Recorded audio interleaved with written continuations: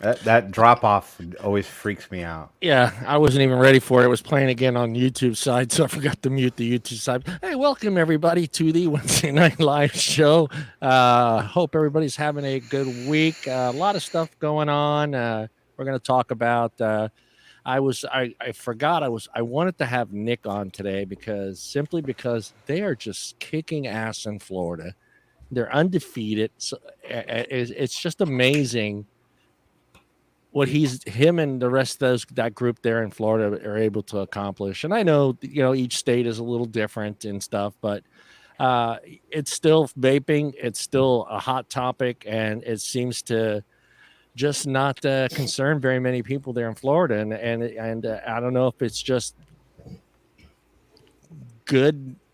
I don't know how you put it. Just good representation that's over there. I Well, I mean, think they kind of had a good head start yeah, too, because they inserted themselves into the conversation early, yeah, and so they already kind of were able to hit the ground running a little bit. So they have yeah, some influence now, yeah. and I think I They're worry about really us. Go ahead. Go ahead. no. Go ahead. I mean, yeah, you're right. I mean, they dug their boots in early. Yeah, Right, and that's probably what should have happened everywhere. But unfortunately, not as many organizations or areas are as organized or took it that yeah, seriously. So I worry about a state like mine yeah, where we don't really see too much of the flack right now. Okay, well, I think we had a couple little shitty counties yeah, that had some issues, and we're talking about passing a vape ban. And I remember very early on, kind of when this whole snowball really started rolling, and there was a small advocacy group here in Georgia that went to that particular county and had a conversation with those yeah, officials, and were able to get that ban or that thing sort of tabled to some degree, and so it was like a big success. But then on the grander stage, we really haven't had, like, you don't hear any conversation about it. I think there was a couple House representatives or a couple people here in Georgia that were trying to introduce a bill. I haven't heard it go much of anywhere. But other than that, like, you don't hear our governor talking about wiping out vaping. You don't hear about vaping fights in the House. I don't think the Georgia CASA page has been active with any new conversation in quite some time. So I worry about a state like mine where now would be a good time to get ahead of the curve and keep the conversation going with those officials as opposed to 11th hour crap, which is probably what's going to happen. It's going to be, some bill's going to hit the floor and then everybody's going to jump on board. Oh, epidemic kids. Blah, blah, blah. yeah, yeah. Sorry, guys. Someone just kept ringing the bell. It's driving me nuts. Somebody's knocking at the And I'm a door. door. Somebody's ringing the bell. It wasn't Dave. It wasn't Dave. Well, let's say hello to our staff here, our group, our host. Let's start with the guy down Staff. I there, like the our way he says international that. correspondent from Australia. Dave, why? Your Why? Why? staff, your Why? staff, Paul. What was I the don't, I don't, I don't know. But, I gave it you just felt. I gave you a great intro. I mean, international correspondent. It felt appropriate with all the bullshit that's going on around the world. Yeah, That just felt appropriate. yeah, yeah.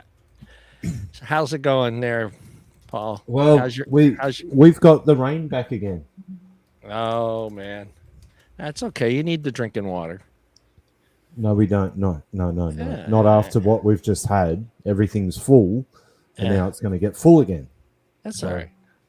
I'm just worried about the people up north that got caught in the floods, whether or not they're copping it again. What aren't you Australians not complaining about? Oh, wow. I might as well complain that I forgot to buy beer yesterday, so there's no beer in the fridge. Yeah, But maybe. You're from Australia. How do you forget to buy beer? Yeah, I thought that was sort of a subconscious thing. it's yeah, mandatory. but I've had a few things on this week. I'm trying to deal with a few different issues. So yeah, it's all Yeah, it's all good. Don't worry. yeah, yeah. Well, all that rain is good for the Foster Beer Company, right? They probably use that Well, rainwater to make their beer. You You know, don't I, like it, so you don't like the rain. So I'm assuming the rain is part of Foster's. So no, I wish Tim? it was that. I wish it was that easy. Yeah. But other than that, I'm okay. Yeah, you're good. Good. At least you're not drowning. Your house is Right. not floating. Yeah, yeah. At least you're Any not of on the that. top of the roof like you see on CNN where the guy's waving. He's on top of his Yeah. roof. He's just like waving for the helicopter. I was starting to think like maybe if this persists, then Paul will just come onto the show with the Titanic theme playing. Yeah, yeah. I'll just. I don't want to make fun of those wetsuit. people that are on the rooftops, but I mean, maybe I'm being naive, but doesn't everybody know how to swim? For the most part, but in but in some of those areas, there's old people. Yeah, they're not that good. No, but they're young men up there, man, swinging their arms like I'm like, dude, jump. Maybe it's there are some. I don't know. I guess if you're in the Everglades and it's flooded, the last thing you really want to be is in the water. Maybe there's some crocodiles or whatever's out there, but gators. Yeah. But every time I see them doing that, looking for help, I'm always thinking to myself, just fucking jump in and swim to safety, dude. I mean, where are you gonna go? Exactly.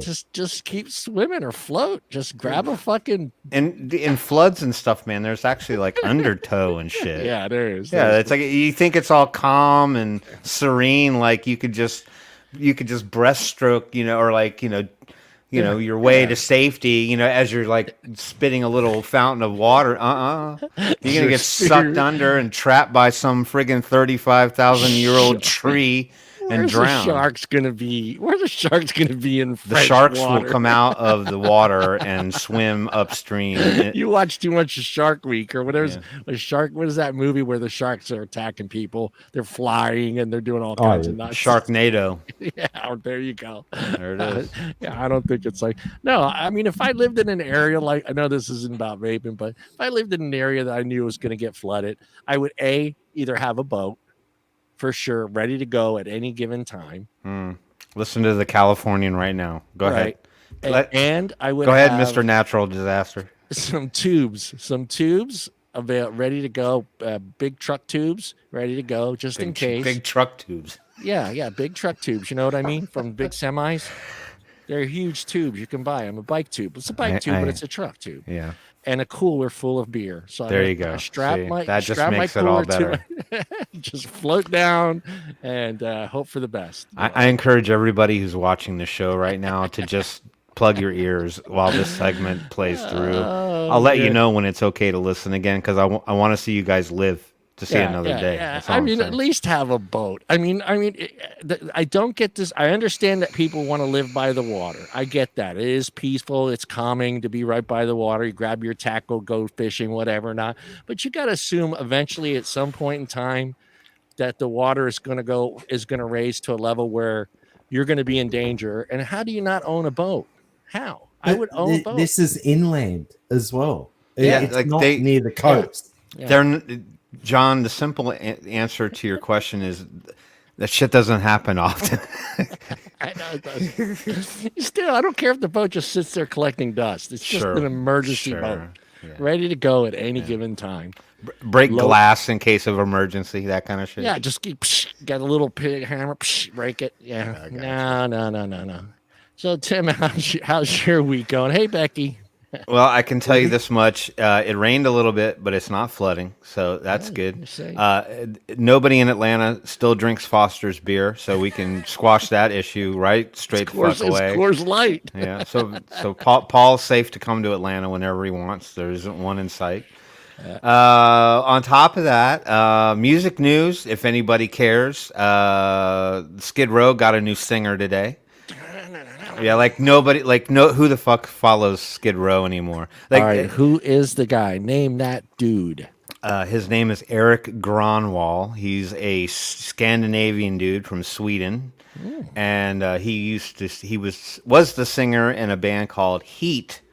Nice. With periods in between each letter for about 10 years, roughly a decade, I think, about a decade. Recently left, and then he had a battle with some kind of lymphoma, some cancer. He had contracted a cancer.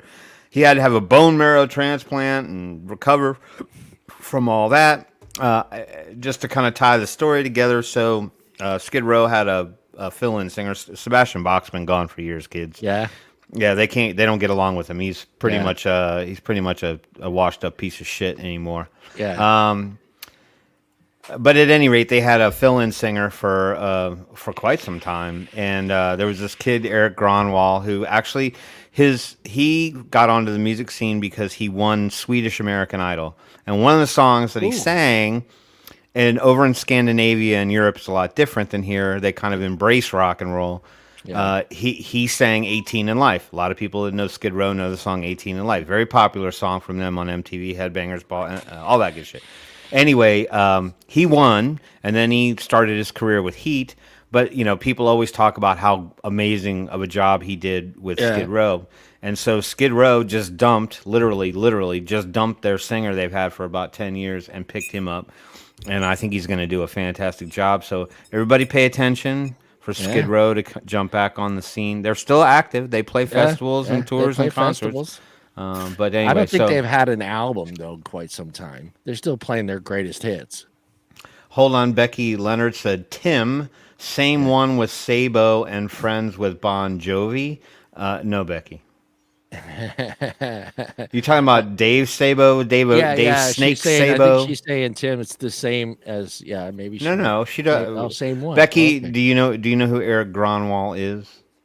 If Becky He never sang with Bon Jovi, and he had previously never sang with Skid Row. Yeah. So he had no affiliation with Dave Snake Sabo or John. Yeah, I'm excited. I'm excited for this summer. I know this is a vape show, guys, but we're talking about our lives right now. This is about our lives, the beginning of this show. But I know you've been pretty lucky, Tim. You get to see shows all the time, but it's been 2 years since my last. I have never gone 2 years not seeing a concert. So this year, I'm tell your governor to get his fucking act together and quit being such a dictator. Yeah, I can't go to a concert, but I can go to a winery and get drunk off my fucking ass. That's fine.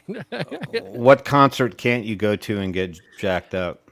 Yeah, no, but they're all opening up. They're still a few shows already got opened up at some of the wineries here have big concert halls. Yep. So some of the wineries, Stone Ridge up here, I think it's called Stone Ridge. I think, yeah, they got their list out already. So I need to go check it out. I need to see a show. It's just been crazy. Well, do it. Just mask do it. Up, mask like the up Nike commercial. Just do it. Do it. Yeah, just do it. Pass the Dochi to the left hand side. I will not be passing the Dochi. So. And my week is going good. It's been busy. How's your week, John? Fill us in. It's going good. I got my pizza How's the oven. boat? I got the pizza oven. The boat. I sold the boat. I sold the boat a couple years ago. I did keep it. It just sat there and collected dust just in case. But I figured now, I can swim. Yeah, I got my pizza oven last week. I turned it up on for the first time today and made 3 pizzas on it, and they came out fabulous. The thing is the first one got kind of semi-burned because I wasn't used to the high temp cooking of a pizza at 810 degrees. I'm not kidding. I slid it in there. I literally turned around for about 4 or 5 seconds, turned back around, and the thing was, yeah, dude, it was like, I want everyone to know that when that happens to a pizza at 800 degrees and it actually crusts up like that, it doubles as a boat. I just wanted you to know that. It'll turn into a frisbee. It doubles as a boat. It actually becomes a flotation device. If you put enough of them together, you could float away.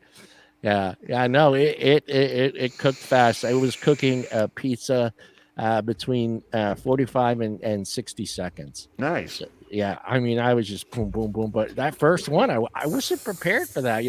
I'm so used to my regular oven at the house. So yeah, it was just. But it's not a regular oven. No, man, that fucker cranked that thing up, man. I like I turned around and I was like, oh, okay. You could actually attach that to a train, and it would actually propel a train down the track. In case I ever need that done. Yeah. Well, you know what I wanted to talk about today is because I'm wearing this shirt, and this shirt kind of brought back some memories, but Liquid State, one of the best. They had the apple. What was the apple one? They had the apple butter. apple butter was so fucking good. So Yeah. I thought we'd talk about some of the lines that are gone that we enjoyed. Sure. So everybody out there in chat too, if there's some lines that you remember from back in the days that are not around any longer that you want to talk about, let us know in the chat. Can we say hello to the folks in the Yeah, chat? and I was just gonna say, Tim, say hello to those Let's people. do out it. there. Morgan, you're right. It could propel a train or a boat. Morgan Daly in the house tonight. How you doing, Morgan? Mallory, yay! Mallory got her juice delivery, and it all showed up USPS. Becky Leopard, we got Tho, we got Luke, we got. I got to skip over Paul. I always get confused. He's sitting. I'm looking at him. Stu, what's up, brother? How you doing? Rog in the house. Hold on. I know I saw some other people up in here. We got Fuck you. What's up? Stu, I said hi, Stu. Wait, there was somebody else up in here. I know I saw another name. I think they were saying they were number one. Kerplop in the house. That was the one who was telling us that we were number one. I think that's everybody. Did I miss anybody? No, you got. I said everybody. Luke. Yeah, I got everybody. Right on. Yeah, you got everybody. And to all the other 15 people that aren't actually talking in chat and are actually just watching the show. Hello to you guys too. Thanks for tuning in. Thanks for being on the show with us tonight. Yeah, comment in there, guys. Don't be afraid. Comment. Mowgli there's Mowgli. See, Mowgli. He was ninja. He was ninja in the darkness there. He slid in like last minute. Yeah, hawk sauce. Jesus criminy. Hawk sauce. I got one for you, John. Yeah, go hit me with it. D2 D squared. Everybody remember D squared? Oh my God, they had great stuff, man. They had some really great flavors. I can't remember the one that I used to get all the time, but yeah, they had some really great stuff. Yeah. Paul, how about you? I mean, I know you didn't have a lot of the American brand names out there, but are there some home brewed companies that were out there that are no longer around that you enjoyed?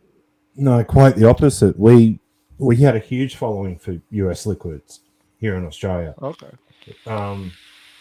There's been a lot of the smaller labels that have gone. It's still around, but being manufactured through Five Horns now, and that'd have to be Troops line over there. Who else is there? There was a little company similar to One Hit Wonder. Yeah. Mr. Good Vape, Gary Riddell's line. I don't think I ever had that. No, that was some good liquid. Fig's line over there in California, Poet. I had one from Poet, and unfortunately, I think that may have ruined any opportunity for me to ever try another one by Poet. It was Isn't that funny how that happens? It was a pistachio, and it was the most disgusting flavor I had ever vaped in my entire life. And I'm like, I'm never buying another Poet e-liquid ever again. Okay. Sorry, Fig. Sorry, kids. Poet was Randy Free. Mr.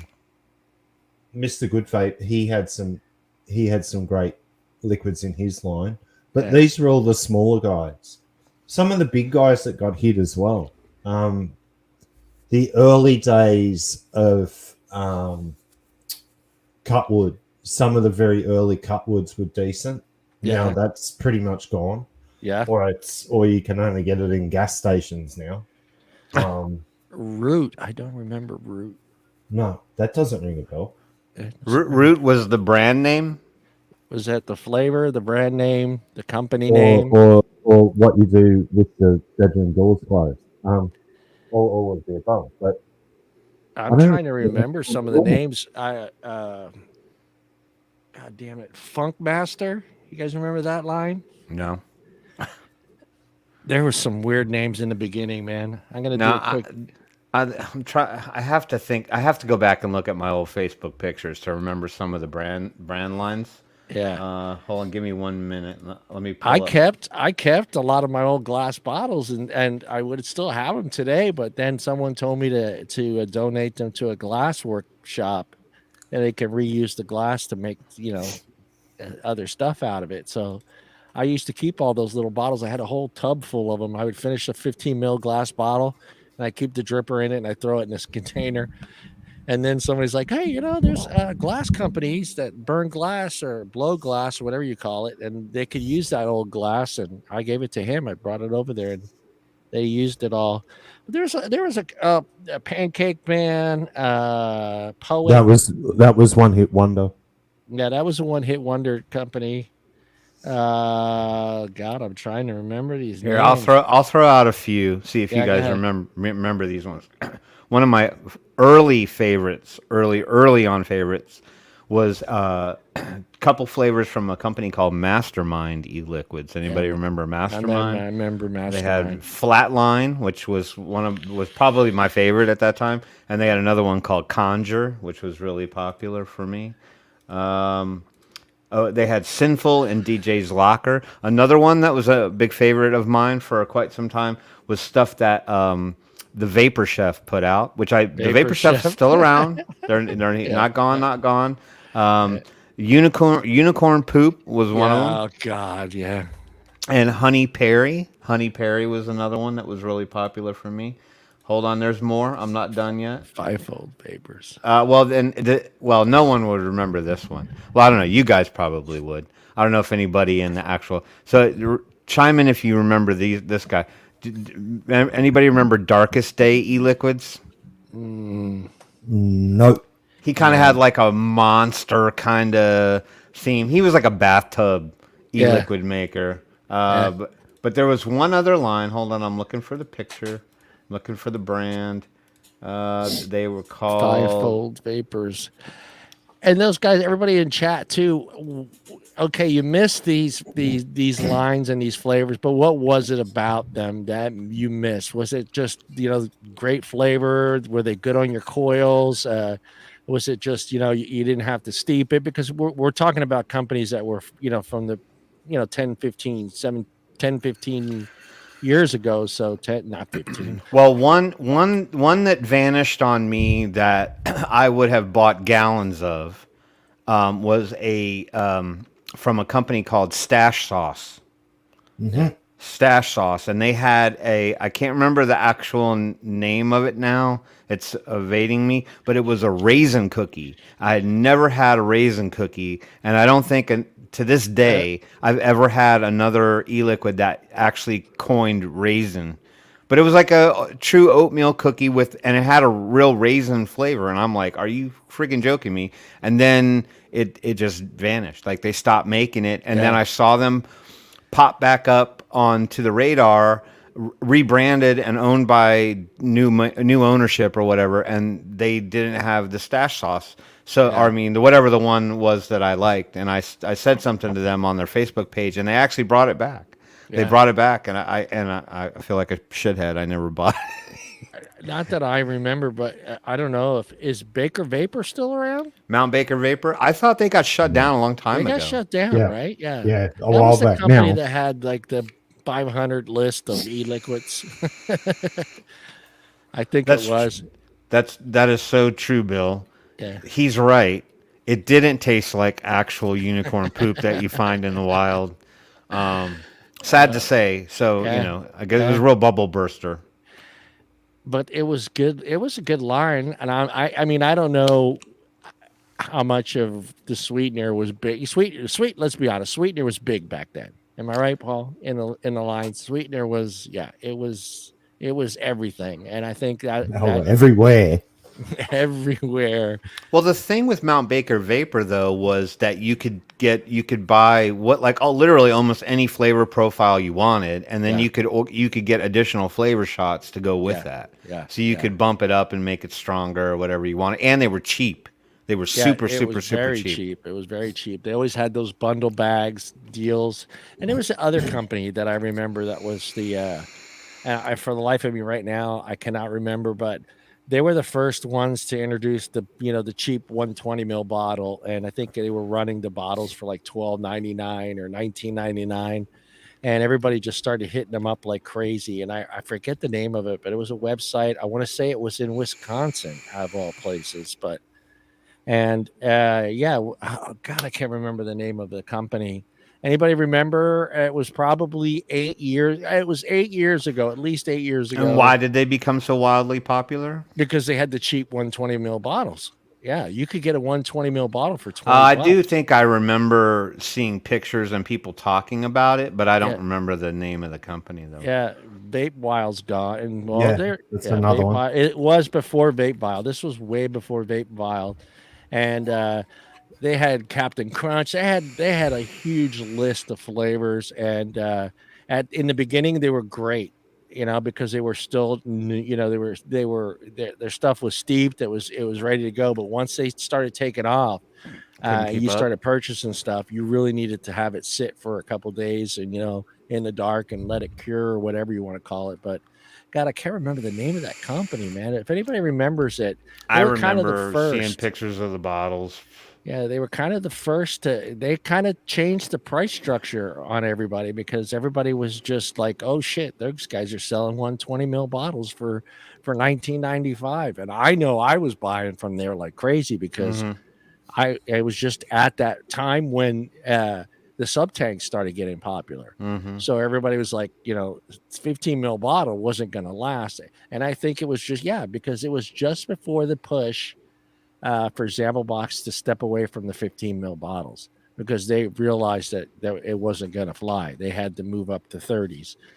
And, Yeah, but didn't they say that a lot of their vendor lines were ceasing offering 15 mil sizing, so they had to go to 30s because even the vendors were just like, we're only doing this for you. We're not. Everything else is 30 or more out the door. Yeah. Okay, I have one more. I have one more that is no longer around. To best of my knowledge, if it is, somebody tell them. Oh, it's a couple, actually two. One's still around. I think in limited quantities, if you can find it, was Bumblebee e-liquids out of Virginia. Yeah, they were my answer to Grandmaster's. To Five Ponds Grandmaster, because Grandmaster was like vaping. It was like an expensive 30 ml bottle of e-liquid. Yes. So I found Bumblebee out of Virginia, and they had a flavor called banana butter, and that was almost their copy of Grandmaster. Yeah. And I could get that for wicked cheaper than I could. So I was buying theirs for a long time, and I think if you look hard enough, they're still around, but only have a few flavors now. And the other one that I totally dug for the longest time was a company called Ruckus. I don't know if anybody remembers Ruckus.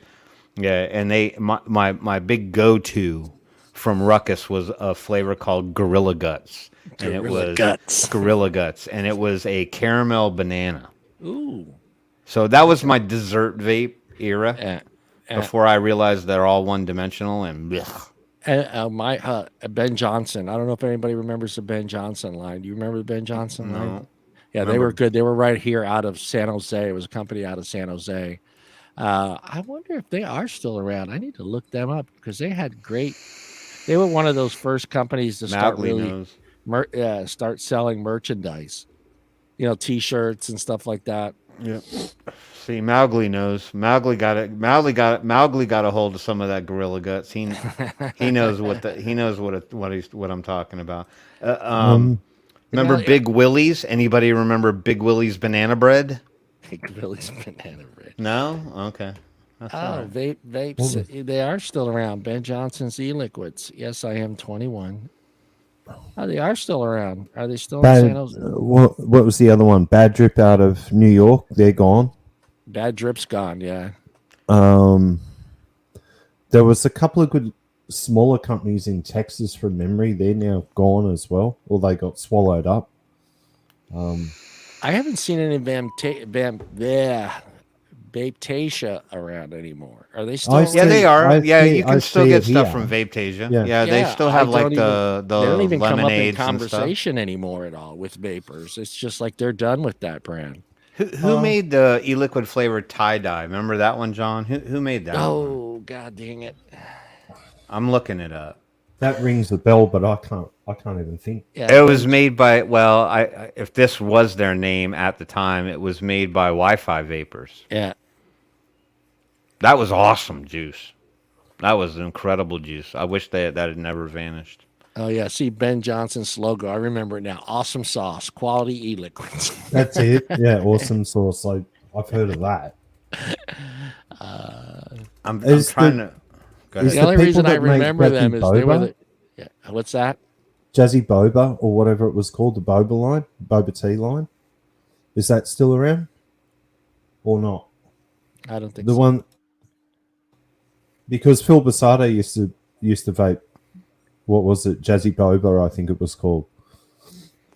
Oh, he was From memory. Boba's bounty. That Yeah, was his. Boba's Yeah, Boba's Boba's bounty. Bounty. Yeah, Yeah. Yeah, yeah. No, but there was also Jazzy Boba, I think, from memory. That was another one of their lines.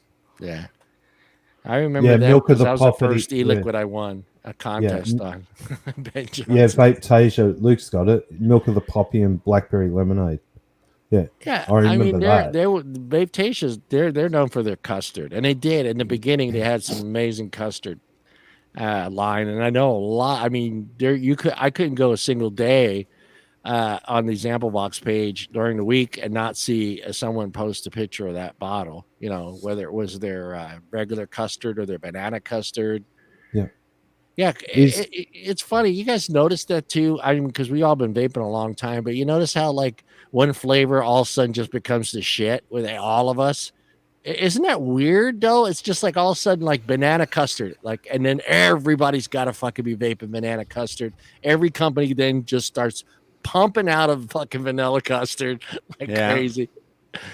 It's just the weirdest thing. I mean, I just thinking about that, how quickly we just, all we need to hear is like 5 people say, "This is the best banana custard ever," and it's just like next thing you know, that company just sold 100,000 units. That happened with lemon vapes Yeah, at one lemon tea. point. I remember it was like nobody really touched lemon. There was a few here and there, and then something came out that had lemon in it, and then everybody was getting everything with lemon in it. yeah, Everything had lemon in it. See, with lemon, the problem with lemon is all the cereals had that lemon flavor. So everybody they were kind of like done with the lemon for a while there. But you're right, Tim. As soon as somebody came out with something that was just basically lemon as the primary, it took off again. Yeah, but that led to like a lot of the lemonade vapes and Yeah, stuff like yeah. that. That was lemonade got really popular, and I think that's when Vapetasia kind of took off because ZampleBox added that to the line. Yeah. And that's when we had. Remember when we used to be able to kind of trick the system, and we figured out how to get more of one bottle Yeah, in the yeah, box, yeah. and we would trick out the system and get like 4 pink lemonades from Vapetasia or 3 or 4 blackberry lemonades or something like that. Yeah. Juice Head, well, Yeah, Juice Head had good Juice stuff. Head's still around though, aren't they? Yeah, they're Is still Ju- around. Yeah, Dinner Lady, I think is still around. I think Yeah, Dinner it Lady, is. you can Yeah. still get a few. Yeah, Dinner ladies. Lady's also now in the one shots as well for the European market. Yeah. And they've also got concentrates out. But yeah, aren't that's they? another Aren't they a suicide company bunny. from? Aren't they a company from England? Aren't they an English Lemon company? flavor. Dinner Lady. They're from the UK, I thought. Right? They are all their Yeah. flavors are made in Poland. Yeah. They're a UK company, but I like how Paul says that they're made in Poland. Like, is that a bad thing? You're like, it's made No. in Poland. no, actually quite the opposite. Okay. Well, you've got Chemnovatic, Molenberry, and SSA also in Poland that make amazing concentrates. Yeah. It's not a bad thing by any means.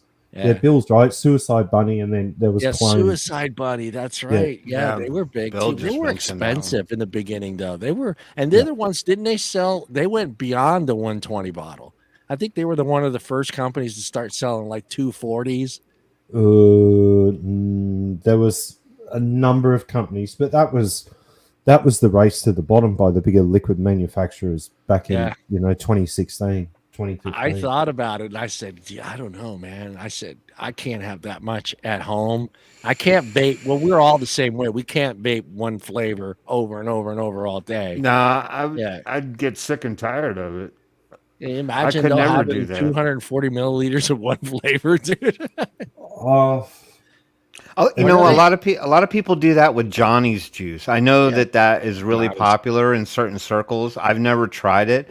I've heard some people just vehemently can't stand it, say that it's horrible. But a lot of people tout it, and I see them buy huge bottles of it. Yeah. And I'll be like, who was the gallon? Who was the gallon guys? Remember there was that one company that was selling in gallons? I was like, "Fuck, dude, a gallon." Yeah. Well, there's been a I few of think it them was. around I think it recently. was one of those shady ones. It was. I forget. The dude was like insane. He was doing like stupid commercials on Instagram and a couple other places. God, he had like a yellow RV or something like that. I can't remember the name of the company, Uh, but it was. It wasn't. I take. I'm not gonna. I'm not gonna say it wasn't shady company. It was just yeah, you were budget. basically buying VG and PG is what Yeah, you were buying. budget e-liquids. Yeah, I Yeah, remember that. yeah, yeah, Oh, yeah, that's who did have a budget line. Indoor Smokers. He had his own budget line. yeah. There was ones where you buy a 120 and they give you a free 120, and I'm like, yeah, Yeah, okay. there was ones like that. I remember seeing those. I never Oh, bought into that because Yeah. I'm like, I oh. just don't know that I want that much. Yeah. Well, here you go, Tim. Yeah. What current flavor or company would you buy a gallon of? Oh, well, that's not for me. That's not a hard question to answer. Yeah. I probably it would be one of any variety of probably the Monster Labs e-liquids line. Yeah. You buy a It'd be gallon. hard for me to pick because they kind of the mandarin ice. I definitely love the mandarin ice. I would probably do that. Cody Hall. Wait, I want to Yeah, go answer this. ahead. I just saw it pop Yeah, I up. want Cody Hall. Nobody said that it's 100% safe Right. or 100% healthy. What we do know is that it's considerably and significantly safer for you than smoking. So, in that regard, is it bad for you? It also depends on what you're vaping, brother. Yeah. Right? So, if you're vaping THC black market, carts that are laced with vitamin E acetate, you're probably in for a world of hurt. Is vaping bad for you? It's not perfectly healthy for Nope. you, but it's much safer and better for you than smoking, and that's really why all of us here have transitioned to it. It's all So about harm reduction. it is harm reduction. So no one here in this group will tell you that it's 100% healthy. No. But is it bad for you? I'm not going to say that. I won't answer that question in that vein. ENB cookie. ENB cookie vapes. Oh Cookie. God, what was that A gallon one? of cookie vapes. No, God. Nah, see that's where dessert e-liquids for me just I'm Yeah. like You and me it would both. it would be one dimensional and there would be no anything to it. They just all start to taste the same for me Yeah. after a while. How about you, Paul? What are you buying a gallon of? Oh, if I could still, if I could still get it, no, loaded the glazed donut. Glazed donut? Oh, Yeah, loaded. From is that Grimm's line? The one? No, loaded.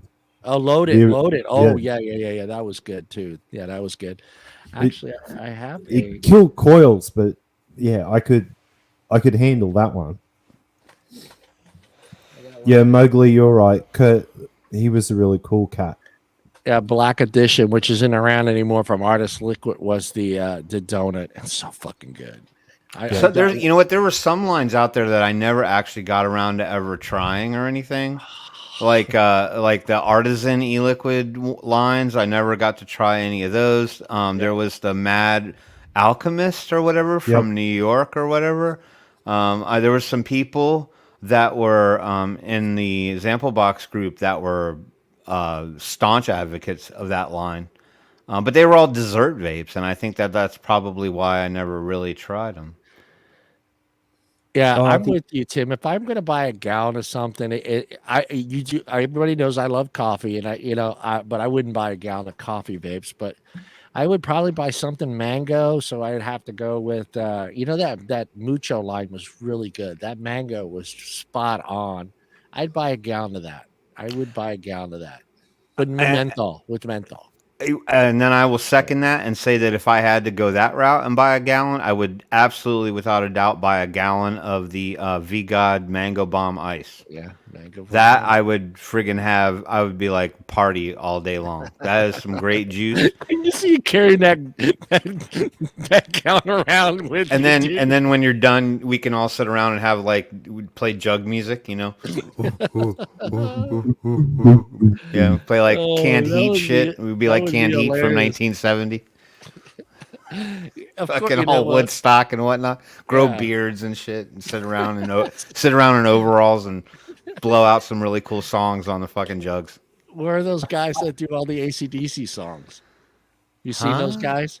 There's those hillbillies that do all the AC/DC I have songs with. never seen that. Yeah, oh, they're spot on, and they use hillbilly musical instruments. So they got the washboard, they got the jugs, a stick with a couple strings on it. I don't know what the fuck you call it. I guess it could be a bass. I guess I don't know.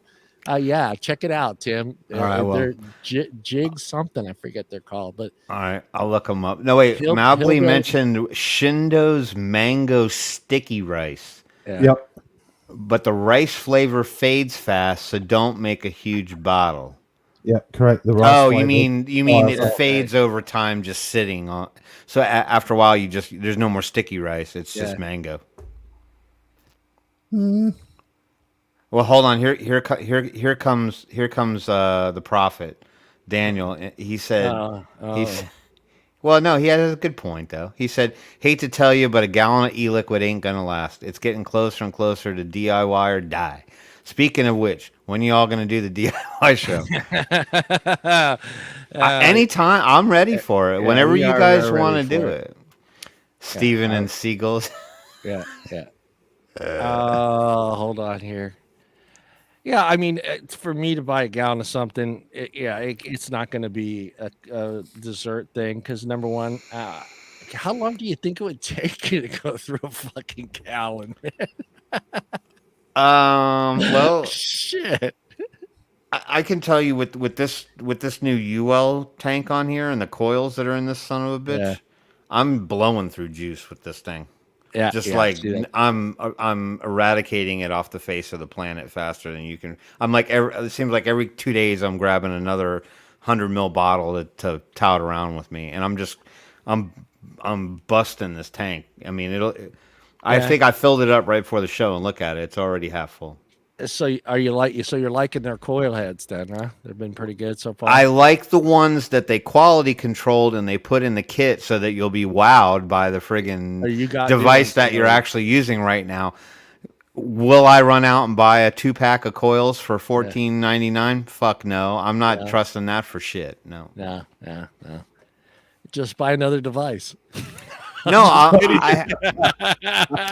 I've got my Valkyrie RTA, my 30 millimeter Valkyrie RTA, which I'm going to put on this. Although this only does up to 28, but the Valkyrie RTA comes with a tapered 28 millimeter base that you can swap out. So, Hey Tim, I put it in there if you want to check it out. They are real. I would play it right now, but I think I would get in trouble. okay, For playing. well I'll watch it after the show. They are fucking amazing. They're just a bunch of Okay. hillbillies playing some AC/DC Thunderstruck. All right. I seen the guys that play like the country bumpkin music with the banjo and shit, like Slayer, like they do like Raining Blood and all that stuff. I've seen that. Hillbilly Style is the name of their. I think Hillbilly Style AC/DC Thunderstruck. Yeah. I mean, there's the only reason I brought it up is because I had this shirt on, and I figured, God, I really, every time I look in my closet at the different shirts I have from different companies, this is basically the only one that I have that's not black, so it always stands out in my closet. So when I grabbed it out of there, I was like, oh, Liquid State, and drew me right to that apple butter, and I was like, yeah, we should talk about some of the lines that have come and gone through the last 10, 11 years. And there's been a lot of them. When you start going down that list and you start realizing how many companies got out right after the shit started hitting the fan, and I think there's a lot of companies that were in it for the money. They made their money and they got out and they moved on to other ventures. Cutwood was, it was a great line. I think even if Cutwood would still be around today, I think they'd still be one of the top 5 e-liquids in the country if it hadn't sold out to big tobacco. Yeah, correct. They're still around, but as I said, you'll find it. Yeah. You'll find it in different places to what you used to find it. You're They got right good there. stuff. Also with Suicide Bunny as well, they had some great liquids early on in the piece. One company that is still around, Naked 100. Yeah. Yeah. I'd buy a gallon of some of their fruits straight out of the box. Yeah, Some of their fruits are banging and they're spot on. Yeah, their fruits are really good. And their menthols is very slight, but just enough to where it's a menthol and not so overpowering where you can't taste everything else. And that's one of the things I liked about Naked is Naked has a banging fucking tobacco too. A really, really good tobacco. Yeah, I'd be hard pressed. I'll tell you one thing I would never buy a gallon of. Of? I will never ever buy a gallon of. And some of you fanatics who watch the show are probably going to hate me when I say this, because I guarantee there's one or two of you in here that like it. I will never ever buy a gallon of Heisenberg. Heisenberg. That is the most. You like that green bottle. And it was blue. It looked like the water that the little combs are in the fancy bathrooms at like the upscale clubs. It's disgusting. Apparently it's a blue raspberry of some kind. Yeah. But it is the most miserable flavor I've ever vaped. Well, okay, I take that back. Second worst to that fucking pistachio that I vaped. Yeah.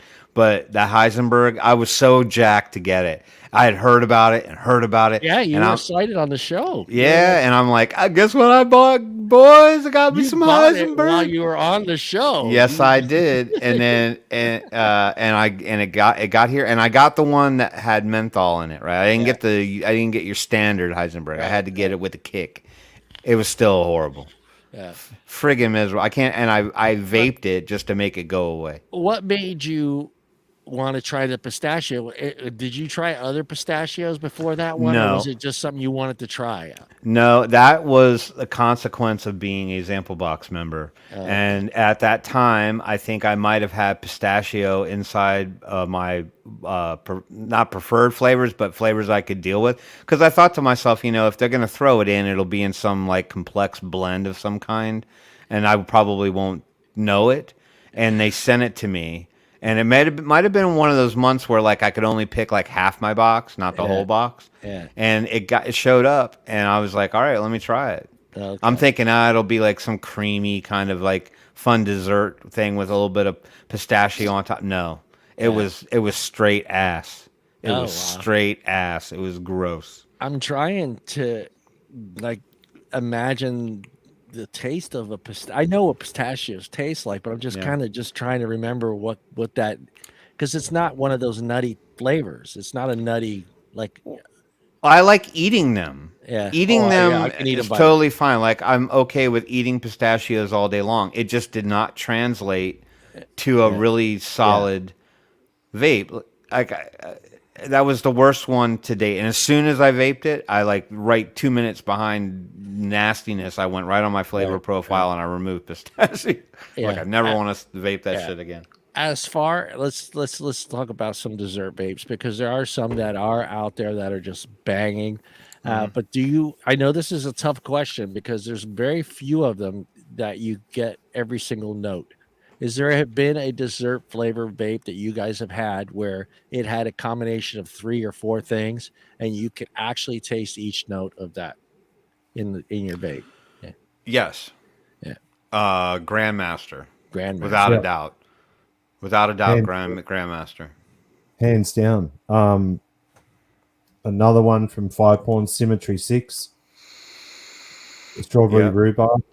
Yeah. You can note every single flavor in that. Yeah.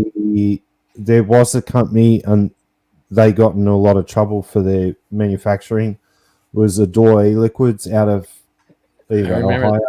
Yeah, I remember that. Yeah. They had one called Hazy Custard. It was a hazelnut custard. Yeah.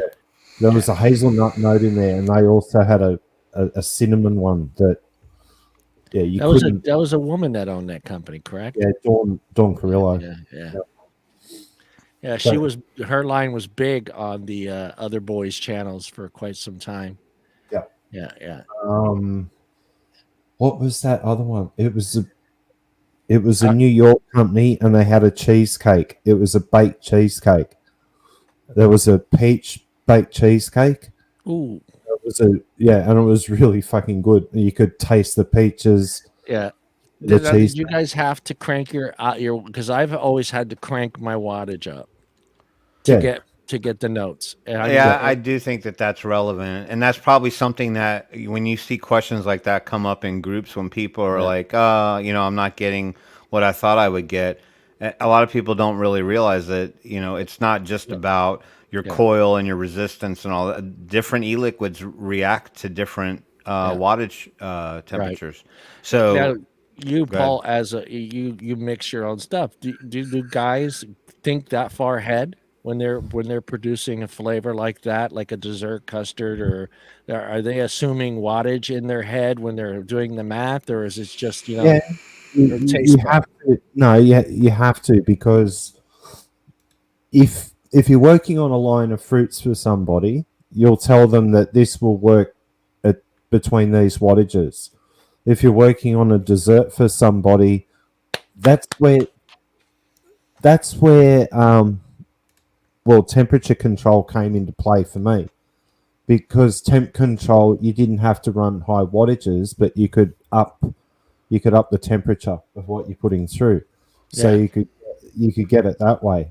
But yeah, no, especially with custards, you'd have to push them above the 60 watt mark just yeah, to really wake them up. yeah, And that's what I didn't like about a lot of the early concentrates that I was working with. But now the concentrates that we're working with are a lot more stable, so yeah, the wattages come way back down. yeah. Also, coil technology in the last 3 years. Yeah, I can vape a dessert now, and this is saying something. I can vape a proper dessert now, like a strawberry shortcake ice cream, at 25 watts. Wow. I've never been able to do that before, ever. Yeah, yeah. And you're picking up all the notes. Yeah. Yeah, that's cool. One of the ones that I have a hard time. I was wondering if you guys had a hard time tasting it, but some, butter. Have you guys been able to butter and look? I know. Yeah. See, I know where you're gonna go, but butter and crust are always been two of the flavors I cannot pick up in a vape.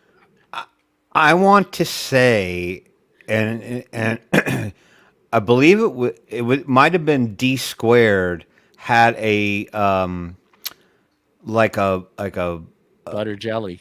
no, it was like a, what do they call that when you like make like a fruit kind of dessert thing, like in one of those And black kettles and stuff. What's the name of that type of a dessert when you make oh, like it's kind of like pie, but you make it in like a black kettle, like over a campfire and stuff. What do yeah, they yeah, call yeah. that? I can't remember. I know what you're talking about, but I can't remember what it's called. But they D squared had one that was like a blackberry, one of those, and you could definitely get the crust out of that. And butter, that's easy. Just go with any of the Jam Monster Yeah, lines. Jam Monsters have been one of the few that I have used that I can actually taste the butter on. But the rest of Mm. them, like if it says pie crust, I'm like, yeah, so what? Because I'm not going to taste it. Same as, okay, and this is something that I used to say to people. If you want to make an apple pie of any description, Yeah, right, you need the filling. You start with the filling and you build around it. Because if you don't have a proper filling, yeah, forget it. yeah, yeah. And that filling, that's yeah. I mean, that's hard because your fillings a lot of time. Look, we're talking pies now. It's like cinnamon, apple, Yeah. and Pear, some people pear, have honey. peach. Yeah, Yeah, but you're missing Ah, all the other ones: apricot, peach, pear. yeah, Um, even touches of almond in some of the pies to get yeah, yeah. to get that. It was hard, so hard. I need Oh, alcohol. milk I'll be right back. he needs alcohol. alcohol. Dutch oven, Mallory, you mentioned. That may be like the official cooking methodology for it. I was looking for the type of dessert that it was, and I found it from D squared. The What is it? flavor was called hashtag.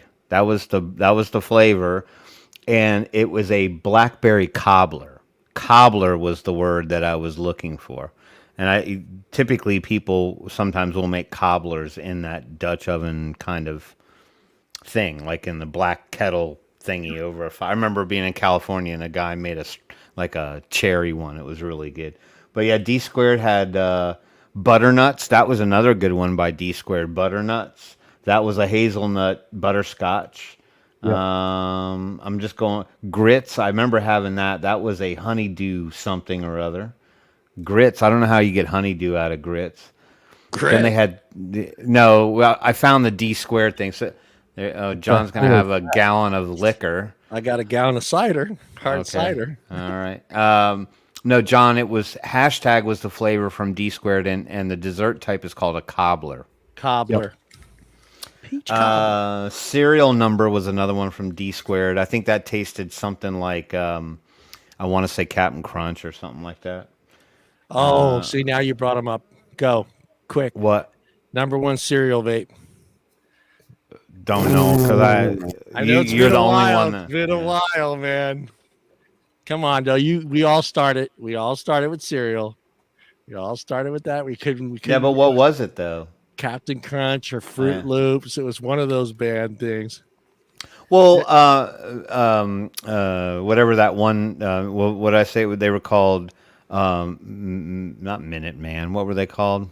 Lucky Charms was big too. No, in the God. blue bottles, they had a Captain Crunch, and I can't remember now. I can't remember the name. Yeah, of there the was name. one company. Oh, that Mastermindy liquids. They had a yeah. Captain Crunch. That one company had a that made the 120 bottles back then. They had a cinnamon toast crisp, cereal vape, and it was so spot on. It was dangerous, but it was something I just it was like morning and maybe into the afternoon, but then I was just like, okay, I can't do this no more. I need something fruity. I need something fruity. Yeah, but they had all different kinds of cereal vapes. They had like something that was inevitably going to taste like Lucky Charms. Yeah. And they had something that tasted like Crunch Berries. And they had something that tasted like probably Golden Grams. Yeah. I mean, and inherently everybody always had some kind of a cereal vape. I think one of the more popular ones was like Cinnamon Toast Crunch. Yeah, that was probably one that was. But wasn't that during the time when you had to be careful of vaping cinnamon? It would crack your tank. It crack your tank. It would crack your tank. You're only if you were using a I can't remember the name of it now. Polycarbonate. Polycarbonate tank. Is that what they are? Yeah. Fruit Loops was the big one. Everybody had Fruit Loops, and I think that was like probably I'm willing to bet Fruit Loops was probably the first one. And I know that one company, they also had Trix, and that Trix was so friggin' good too. The Trix was good. But again, they all back then, everybody was complaining that they all had that lemon flavor. It all tasted like lemon, Yeah, Lemon's Pledge. Yeah. And I say, remember Lucky Charms taste. If you could bite into not Lucky Charms, but Trix or any of those other cereals, you're going to taste lemon. I don't care if you got blue cereal in your mouth or green cereal. It's all going to taste like lemon. Yeah, I don't know what that was, what that compound was that was in it that caused that to happen. Another one that was always difficult for me too was like, God, you guys will remember the line. Maybe the line was called Baked. Yeah, Baked. I remember Baked. They had like an Oreo cookie something or other.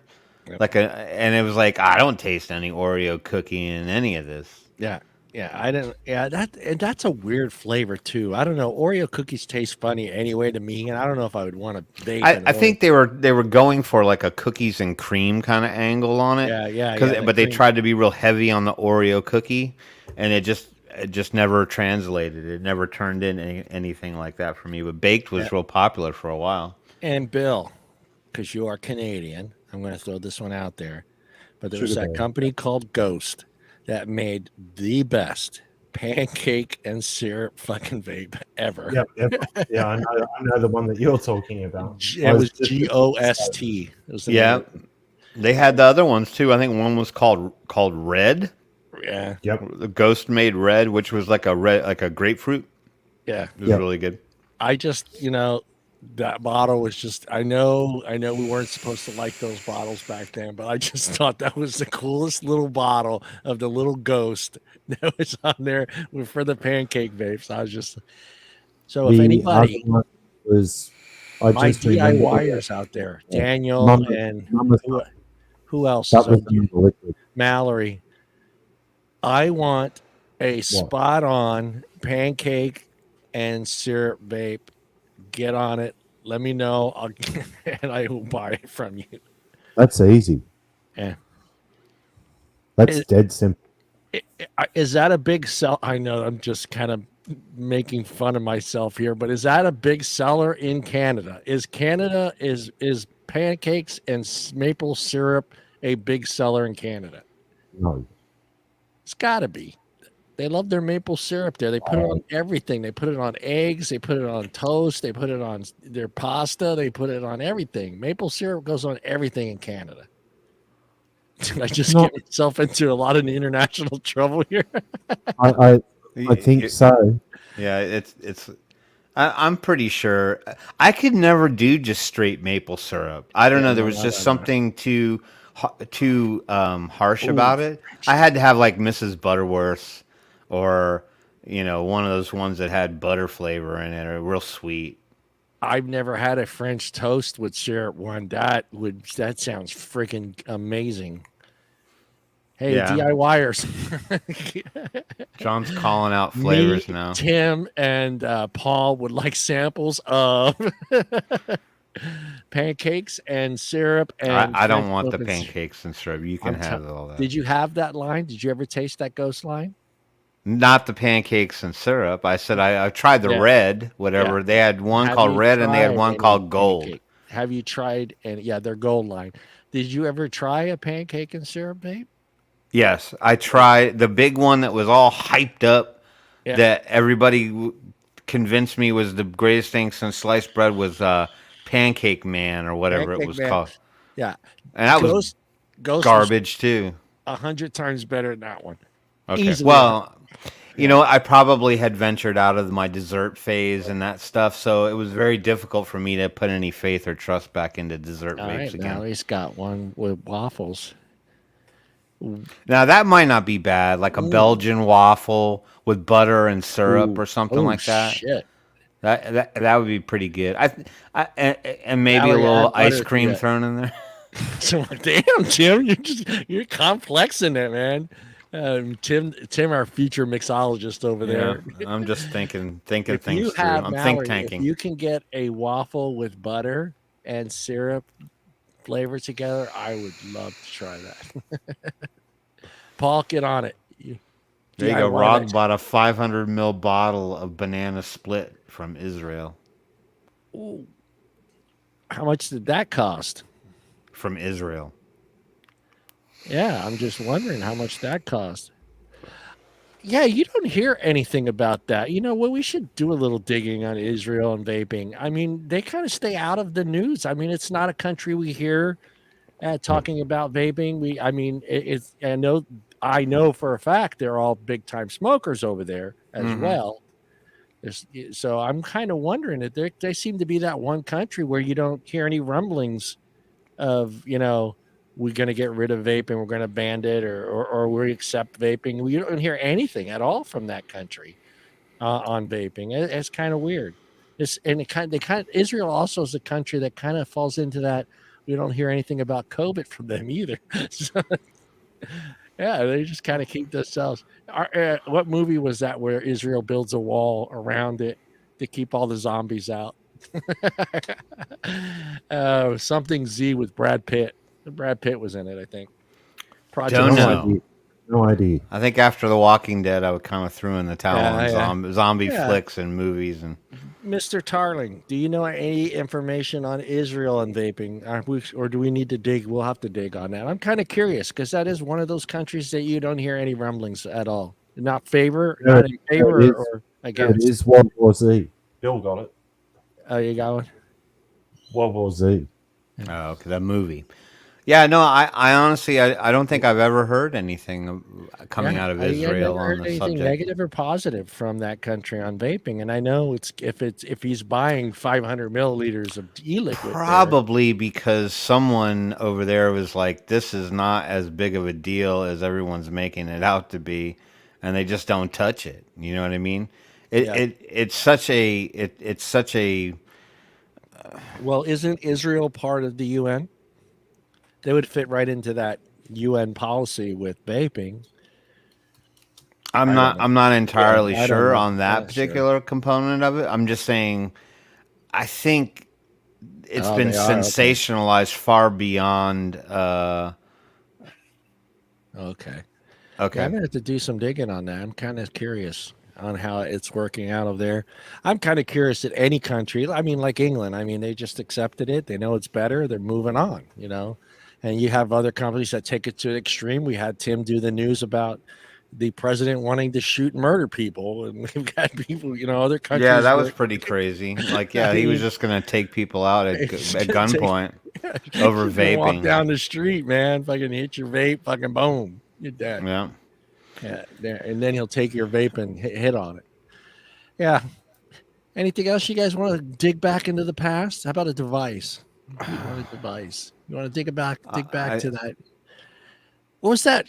What was that device? Because we all go through them pretty fast. We all have gone, but there's that one device we just like me, we just hold on to it, like my paranormal, which is yeah, still being used. Is there a I know device which that one you I had held that on you to. used a little longer than most?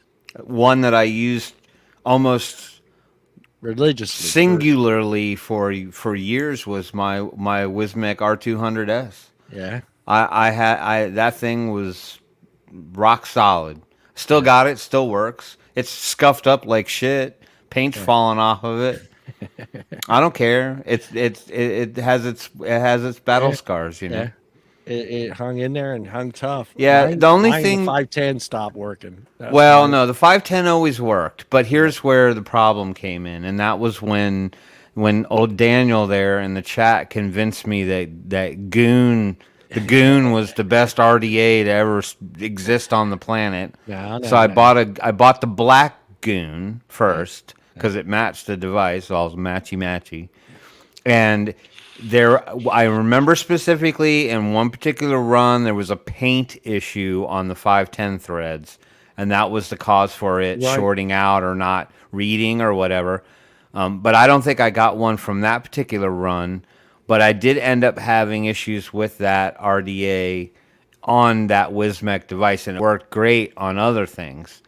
And so Yeah. it just turned out that it was a compatibility issue. Right. It was the depth of the pin. Yeah. I ran Yeah. into that issue with a few other RDAs with that mod. And that was one of the reasons I stopped using it because I used that thing religiously all the time.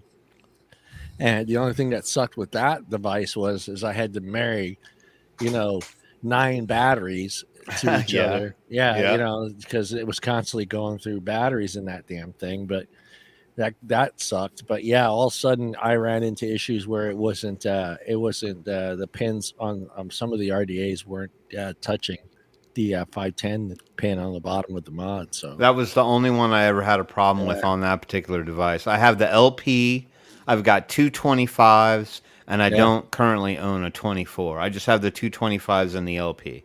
yeah, nice, nice, nice. That's it. How about you, Paul? What did you use religiously for quite some time before you just had to put it away? That's hard. Probably the Serpent Mini, but the 24mm version, the single coil, single rebuildable. It's still a flavor banger. Yeah, But there's still some old ones that are still pretty good. I'm curious. I I should one day I should go grab my old clone. Oh, we're gonna Next. do it. Yeah, we're gonna do that show. So yeah, we're gonna do a show in a couple weeks. We'll probably get it worked. We'll give everybody enough time to dig out some of their favorite devices that they've had over time and kind of pull them out and Yeah, uh, do some show and give tell. everybody a little bit of time because you can Tim. I think you and Paul. No. Well, Tim's I co-host don't. on the show, but Yeah, you could use your cell phone and do what, a to second get camera? yeah, as a second camera to kind of get a little closer look on some of the older. Well, you actually never mind. You have your camera's like right there, right? But I it mean, gets I could out of hold it up yeah, like yeah, that. You could see what it is. Sure. yeah. Because I think it'd be kind of a cool show to go through that journey that we all went through and to see how we all kind of matched up on certain different devices. I mean, you didn't get into the Pioneer world, right, Tim?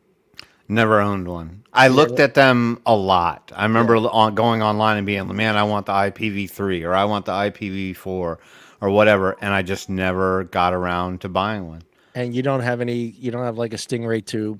You don't have any of that Yes, stuff. I do. I have two Oh, Stingray clones. oh, clones. Okay. Yeah. I don't Okay. have because I mean I couldn't afford actual ones. Yeah, they were So I crazy. was buying like I have two different versions. One was like a stainless steel tube with copper lining and it Yeah. had cutouts on it, and then I had another one that was black that had cutouts on it and had copper underneath. So I had two different styles. Yeah. Yeah. I think it'd be a kind of cool show to just see our transition, each one of us, and what devices that we used. And as Paul looks up, he looks up about I 30,000 saw now. Nessie earlier. Nessie Vapes in the chat earlier said that they still had their first device, which was a smoke pen Yeah. from when they first got started. So I think nostalgia attaches itself to vaping, and then Yeah. if you have, even if you've got that stuff and you don't have anybody you just want to like loan it out to help them Yeah. get off of smoking, it's like I save all that stuff. I got a whole box full of crap up in the attic that's got all that stuff, the M134 and the MVP from iTaste. Yeah. Or was it? It was the iTaste. Yeah, was it the MVP? I think it was called the MVP. Don't do it now, Paul. We're not doing that show yet. Relax. I had all that. I have all that stuff upstairs. Yeah, I'll be glad to go yank it out of the Yeah. attic and Yeah, shake some dust don't. off of it. Now he's got his headphones on. Don't go digging it. Yeah, there he goes. Oh, is that the avocado? No, No. close. This one's the Serpent RDTA, The serpent. Yeah. the little 22. But this was also a single coil. Yeah. I The think it'd be single fun oil just to see coil. the different RTAs that we all went through at that phase when the RTAs Sure. started hitting the market, and Billo, fucking Geek Vape, and who else was out there? There's a couple companies that are gone that made some great stuff too. That they're just gone.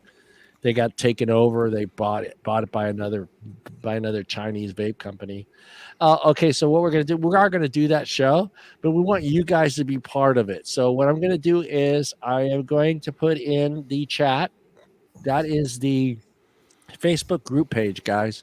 If you see that on there, click on that, get on that. I will create a post on there, and you guys just put some pictures of some of your older gear in that thread, and we'll show some of those pictures on the show when we do it. So it'd be kind of cool to see everybody's different transition that we went through, and some of the newer vapors, and some of us old fogies that still have some of that stuff sitting around in the box. Now, let me ask you, Tim. Yeah. Did you put any e-liquid around your O-rings before you put them back in the box? No. Oh, you're in a world of hurt, brother. Why? Meaning I can't open shit? Is that what you're saying? Yeah, all your O-rings are gonna bust especially if you haven't opened them yet. Well, you know what? Yeah. At this point, even if I dragged it out of the that's box, true. odds of me actually using it and putting a coil in it and reliving the past is probably not going to No, happen. that's going to be part of the show. So we're going to do this show. We're all going to pick one old school device to use through the show. So You mean I actually have to? you got to put something together. You're going to have to put one of those old babies together. Holy crap! Whether it's a tube mech mod or an old friggin' whatever you got that's ancient. I have some old shit that I think I can pull out of boxes some old devices that I think that I got shit. But I think it'd be fun if we were all using some old shit during the show. I like Daniel's comment right Yeah. here. Yeah. Why? What's wrong with the background? I think because there's SpongeBob in there. He probably No. man. There's some classics in there. Look at the bottom right hand corner, brother. You got Big the Trouble in Smurf, Little China. you got Who the doesn't like Smurfs Big in it. Trouble in Little China? Yeah, who doesn't like Starbucks And and who a doesn't little like the monkey? Smurfs? Why you gotta Yeah, be? yeah. Why you gotta Why be you so hating? elite Yeah, why you and hating, like Daniel? like Daniel's such a downer, man. you He's the know? guy that you don't take to a party, huh, Tim? He's the guy you don't take to a party. No, you could take him to a party. You just don't let him talk. Don't let him talk. Yeah, He's a mute. He's a mute. Don't talk. No, don't talk to any of the girls. yeah, Just sit there. yeah, Just sit there and drink. yeah. Be quiet. Yeah, I think it would be fun if we were all using some old devices. So I might go mech mod on you guys and go pull out the old Stingray and polish it up and maybe put on the oh shit. Do I still have that? I have some old RDAs. God, oh man. I'm trying to remember the name of that thing. I should pull out my old iGo L. Yeah, there you go. Yeah, if you got one of those old Just put Starlight, a shitty round wire coil in yeah, there, and that drilled out airflow yeah, fucking hole that I drilled that son of a bitch out just so I could get more airflow into that sucker. yeah, yeah. Yep, I'll, it just looked like a bullet on top of something.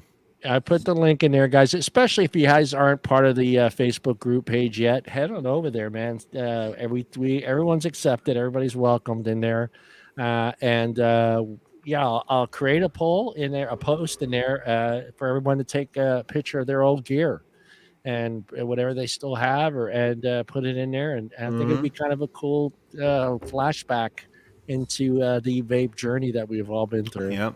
Go digging into your Facebook annals and pull out all your old photos of all your Oh vape God, shit. yeah, too. That's true too, man. And that was the weird thing too, is how in the beginning I didn't understand it. I was like, why is everybody taking pictures of their vape stuff? And I was like, and then I get into it and doing Yeah. it for money, and I'm like thinking, why is everybody doing this? It got to the point on some pages they just said that's enough.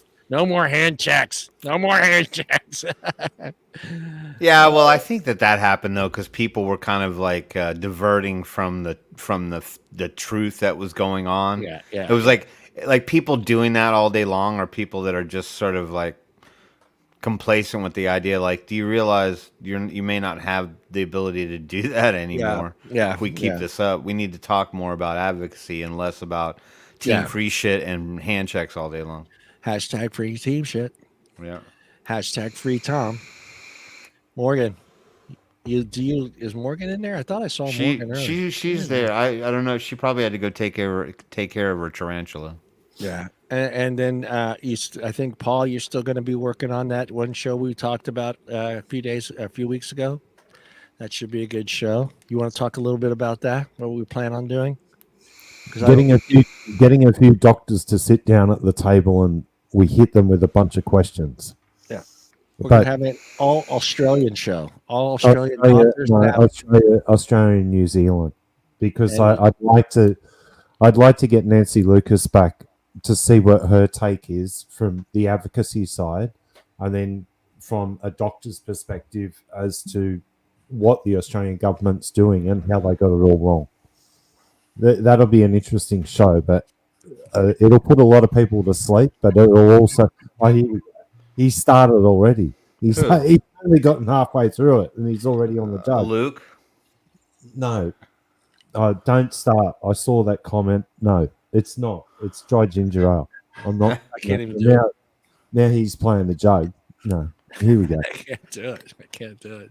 You just blow across the top of the jug. You're not drunk enough yet to be doing it.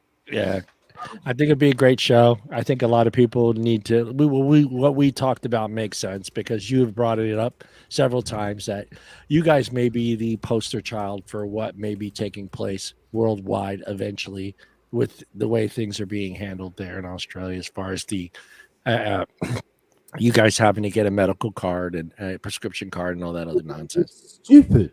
Yeah, yeah. Well, that's what I'm saying. I think it'd be good for the for us in the U.S. and everybody else that's watching to really get a good look of what's going on in Australia. So Yeah, Not yeah, it will be. It will be Dr. Colin Mendelsohn. I'm also hoping that Dr. Alex Wodak will join us and Nancy Lucas, and we can have a three-way panel discussion. yeah, we will have him. Mendelsohn will be. Because the key behind this now is New Zealand's doing the complete opposite to what we're doing here in Australia. Yeah. And we're their closest neighbour. It makes no sense whatsoever. Yeah. I'd like to see those three as a panel, and we can, and I'd actually like people to submit questions for this prior to the show, and then we can get some real answers. Yeah, you'll be hosting that show because I don't understand a single goddamn word coming out of those people's mouths over there in Australia. I understand them just fine. I don't. I felt bad. What's his name, Dr. Mendelsohn? I maybe got like 2 or 3 words out of him. Bogan was horrible. Yeah, Bogan, I could get maybe 2 or 3 words out. Now, see, Paul, he's missing the point. Like what you wouldn't understand, John, is like someone from Scotland who lives in the indigenous hills, and like speaks Lackey or whatever that dialect is. Good luck on that one. Yeah, no, Australian accents will be like a breeze compared to that. Yeah, correct. Yeah. You know, I think I'm right though. I think we are the petri dish and the testing ground for a lot of stupidity, and it's backfiring in a big way over here at the moment. Yeah, but I think it would just seem to me that the way things are kind of going in Australia is that it's for them everything that is good and positive about vaping just absolutely falls on deaf ears, and then in turn they double down, and then they just throw out a lot of nonsensical, overzealous propaganda. They just say things because, like, well, that sounds good. Yeah, let's just say, like, basically, if you vape, your head's going to blow up and it's going to cause contact head explosions from vaping. And so you're kind of like, you're double walled, meaning, you know what I mean? They don't care what you have to say, but then they're going to say a bunch of really outrageous shit on top of that. Yeah, and they don't have a voice. It's insane that they don't have a voice there. So it just makes it even worse. So that's sad. Yep. Well, we're lucky the Australian anti-health minister, Greg Hunt, is not standing at the next election. He's walking away from politics. And we're now all taking bets which pharmaceutical company he's going to go and work at. That's what we're all taking bets on at the moment, whether or not it's going to be GSK, GlaxoSmithKline, Pfizer, or whether he'll go to CSL, which is the vaccine manufacturer. We don't know. But we're all taking bets on where he's going to end up. Right. But yeah, he's the anti-health minister. I do agree with that. But that should be a good show. Should be a good show. We try and make progress, and then you get some turkey with a bigger mouthpiece that just doesn't understand, and they've got a lot more money. And the bullshit that's come out, and I hope you've got it in the news this week, Tim, because there's some absolute bullshit coming out. I don't understand Daniel's point. He said, y'all lost me, boys. How do you expect to make progress when the outsiders listening will never take this stuff serious? It's not a joke. You wonder why people look down upon us. No. He Googled that shit. It's a quote from somewhere. I know that those words from a movie.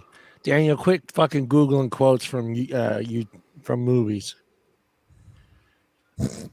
I don't know. I don't know that quote. I was trying to address it in the sense that when were we joking? Yeah. and not taking something seriously. Yeah, I think I think a lot of it, I talked to what's her name on the other show, and I asked her that. We talked about it too. I mean, we're all ex-smokers. We didn't hang out in groups. We didn't sit there and ask each other what cigarette you were smoking. We didn't care what cigarette you were smoking. We didn't care if you smoked Marlboros or Camels or Pall Malls.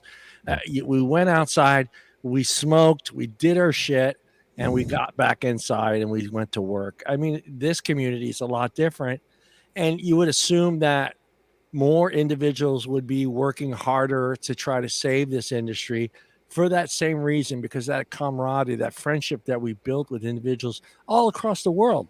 I mean, Paul's in Australia. How would I have ever met Paul? Never, never. What, a smoking club? No. Tim, I would have never met. I would have never met him if it wasn't for vaping. It's such a great community. Everybody loves each other. Everybody supports each other.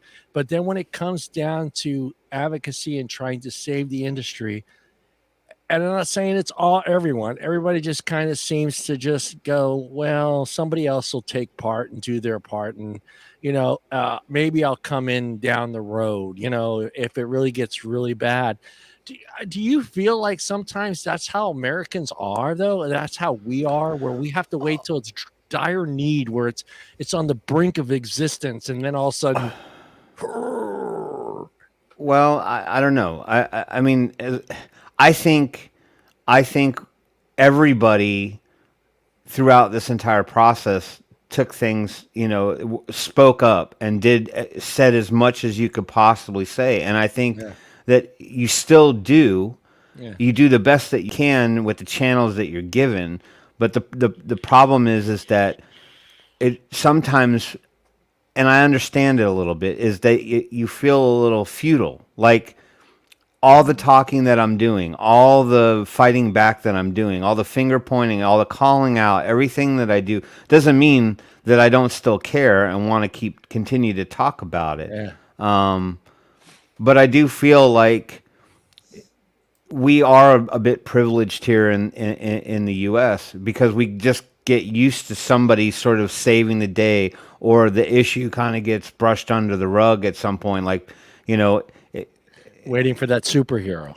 Yeah, like one particular. But sometimes I think that, unfortunately, sometimes that is what happens. You know what I mean? I continue to advocate to this day. I don't think there's any one component about this fight that I don't take seriously. I used to get mad at people when they wouldn't even sign petitions, because they'd be like, "Oh, petitions are pointless. Yeah. Why am I even bothering?" And I'm like, but the point is that if you go into it with that mentality and you don't sign it, then you can never sit with us around this table and have the conversation about saying that you actually did something to try to fight back. All you did was complain and say that that particular thing was a nothing burger. Like, I'm like, why do I bother with that stuff? Yeah.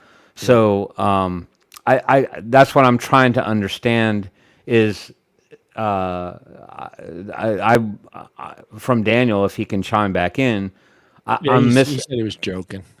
Okay, because if he was joking, thank goodness.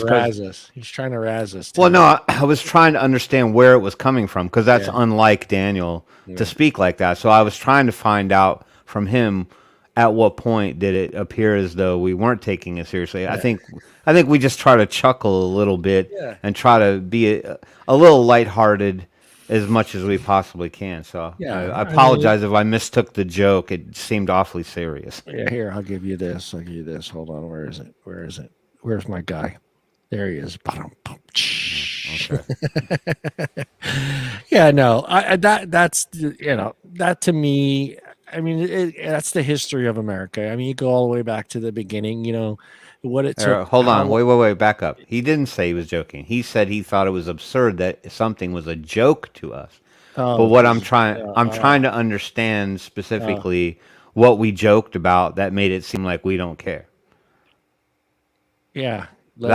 So elaborate on that one, Daniel. Yeah, Daniel. Yeah, I mean, if there's any show that has that sticks to their guns when it comes to vaping, and maybe you're you're thinking about what I just said. I'm not saying all of us, Daniel. If you're worried about my comments about what I think certain Americans and certain individuals in this community don't go far and beyond, hey, that's on you. If you know what I mean. I know what I do, and I know what Tim does, and I know what Paul does.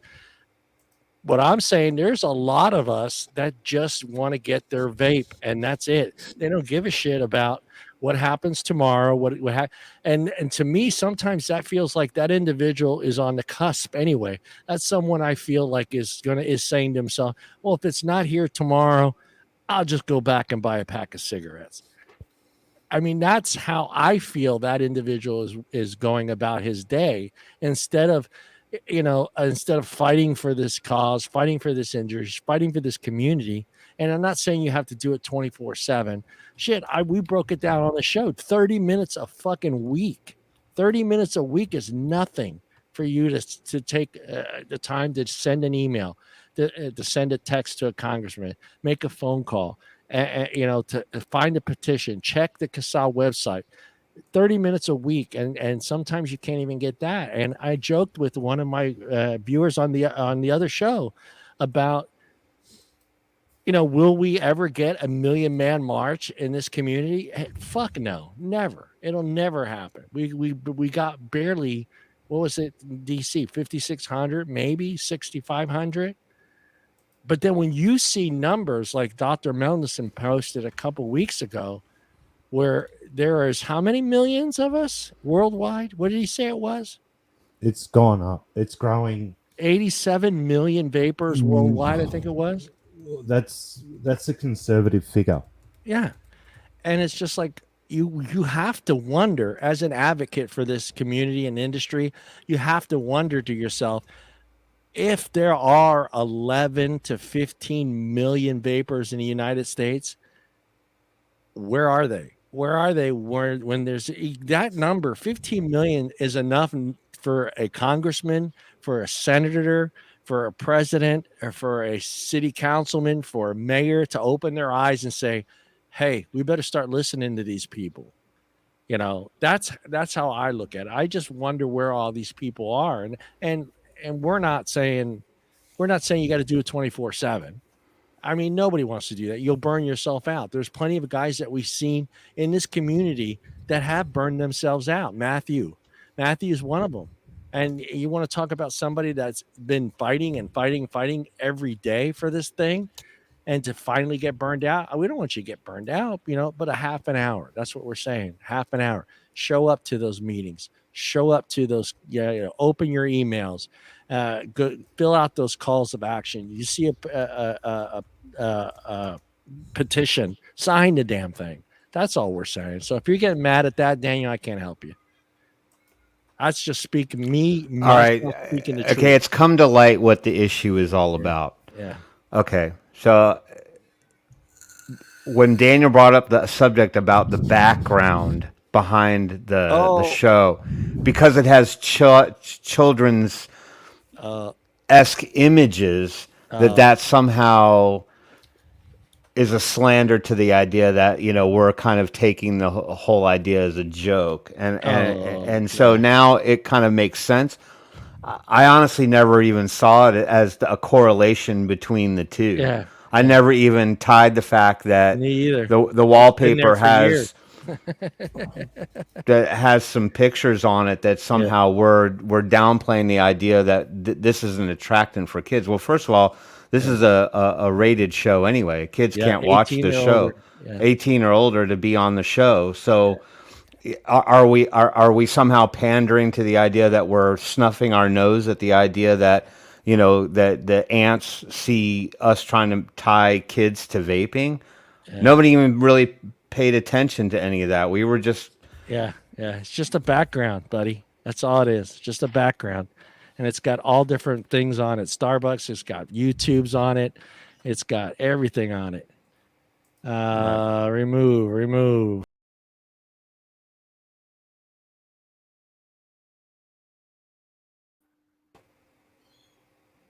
Oh, look at that. Gotta move that. There you go. So I don't see. Yeah. I Well, think it's a supposed to be- rated show, though, Daniel. yeah, it's Kids a can't rated watch the Daniel. show. Yeah, Daniel. Yeah, so like unless some adult is on the show right now with the kid in their lap, Yeah. Which this is rated content. yeah, it's rated content. Take a pill, relax, chill out, brother. Just relax. Daniel, number one, you should know what all three of us stand for and why we're doing this. So if that's not enough, it shouldn't matter what the fuck's back there. It could be a Barbie. I don't know. I'm just saying. It doesn't matter. You know what the show's about and what we do.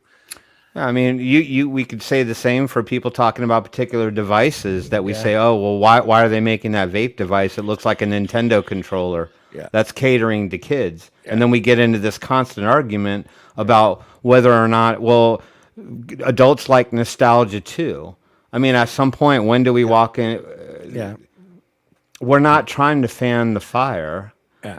But for you to quickly dismiss us as though you're gonna you're throwing in your support, you're throwing away your support for us because somehow that was placed as a middle finger to the ants who might be watching the show. That wasn't the intention at all. So I mean, if it was mistaken as that, we've never ever held the show on the soapbox that we're gonna do something to rouse the ants or anything like that. I get where you're coming from, bro. I totally understand what you're saying, but I think at some point there has to be some placation here where we're allowed to like things because just because we're here advocating or talking about vaping doesn't mean that we want the Smurfs to be tied to vaping. We certainly don't walk around on our Facebook pages and on Twitter going free the Smurfs and vaping. Smurfs should be able to vape too. I think we're taking a background a little too seriously. This isn't IP infringement. It doesn't say SpongeBob vapes. It doesn't say Big Trouble in Little Vape China or something like that. I mean, I think we have to really figure out what we're really talking about before we're attacking each other now over some wallpaper on that's what happens in this industry. So it's just the same old, just attack each other and not attack the prime issue. Tim, are you ready for the news, my friend? Yeah, and there's one article I wanted to talk about before I have oh shit, give me a minute, keep talking. All right, yeah, I'll give you a minute. We got 1 minute with 1, 2, 3, 4, 5.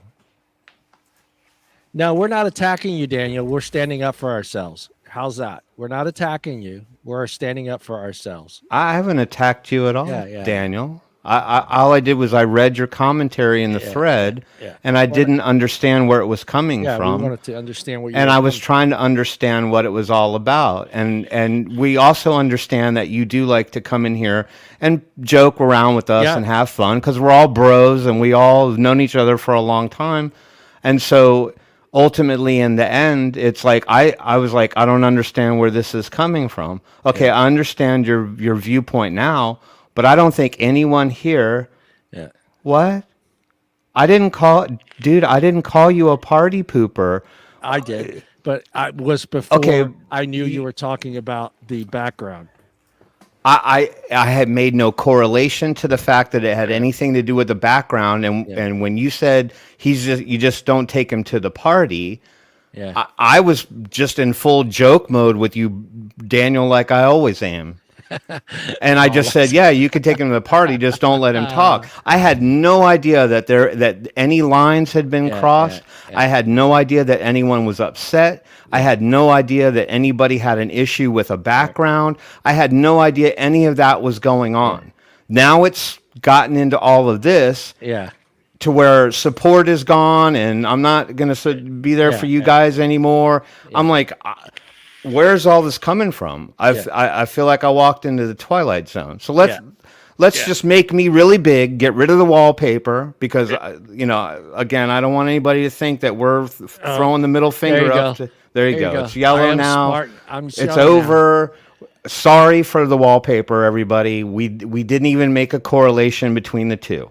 Thank you for calling out the issue, and I'm sorry everyone was offended for that. So let's talk about something else. Let's talk about a follow-up story. Yeah. I'm going to share my screen. Hold on one second. All right, let's talk about this lady. All right, let's talk about this lady. Okay? Trying to get through my Wednesday so that I can move on to my Thursday and continue the fact that I still want to try to save my life with vaping. Yeah. And not have to deal with wallpaper thoughts the rest of the friggin' week. All right, so hold on one second. Tim, take a deep breath. Oh, I'm fine. I'm just saying maybe all that could have been curbed and we could have had some personal conversations about the issue and all that stuff. All right? So what I'm saying is let's be adults here and exactly. Thank you. move on. Okay? All right, so I want to talk real quick about this. I didn't type this one out. I didn't take any particular notes. I just wanted to keep following up with the story because everyone remembers about the strip search that happened with the kids. Okay, Still going, because they got caught with vapes. All right, and unfortunately, this superintendent decided to take these girls in a back room and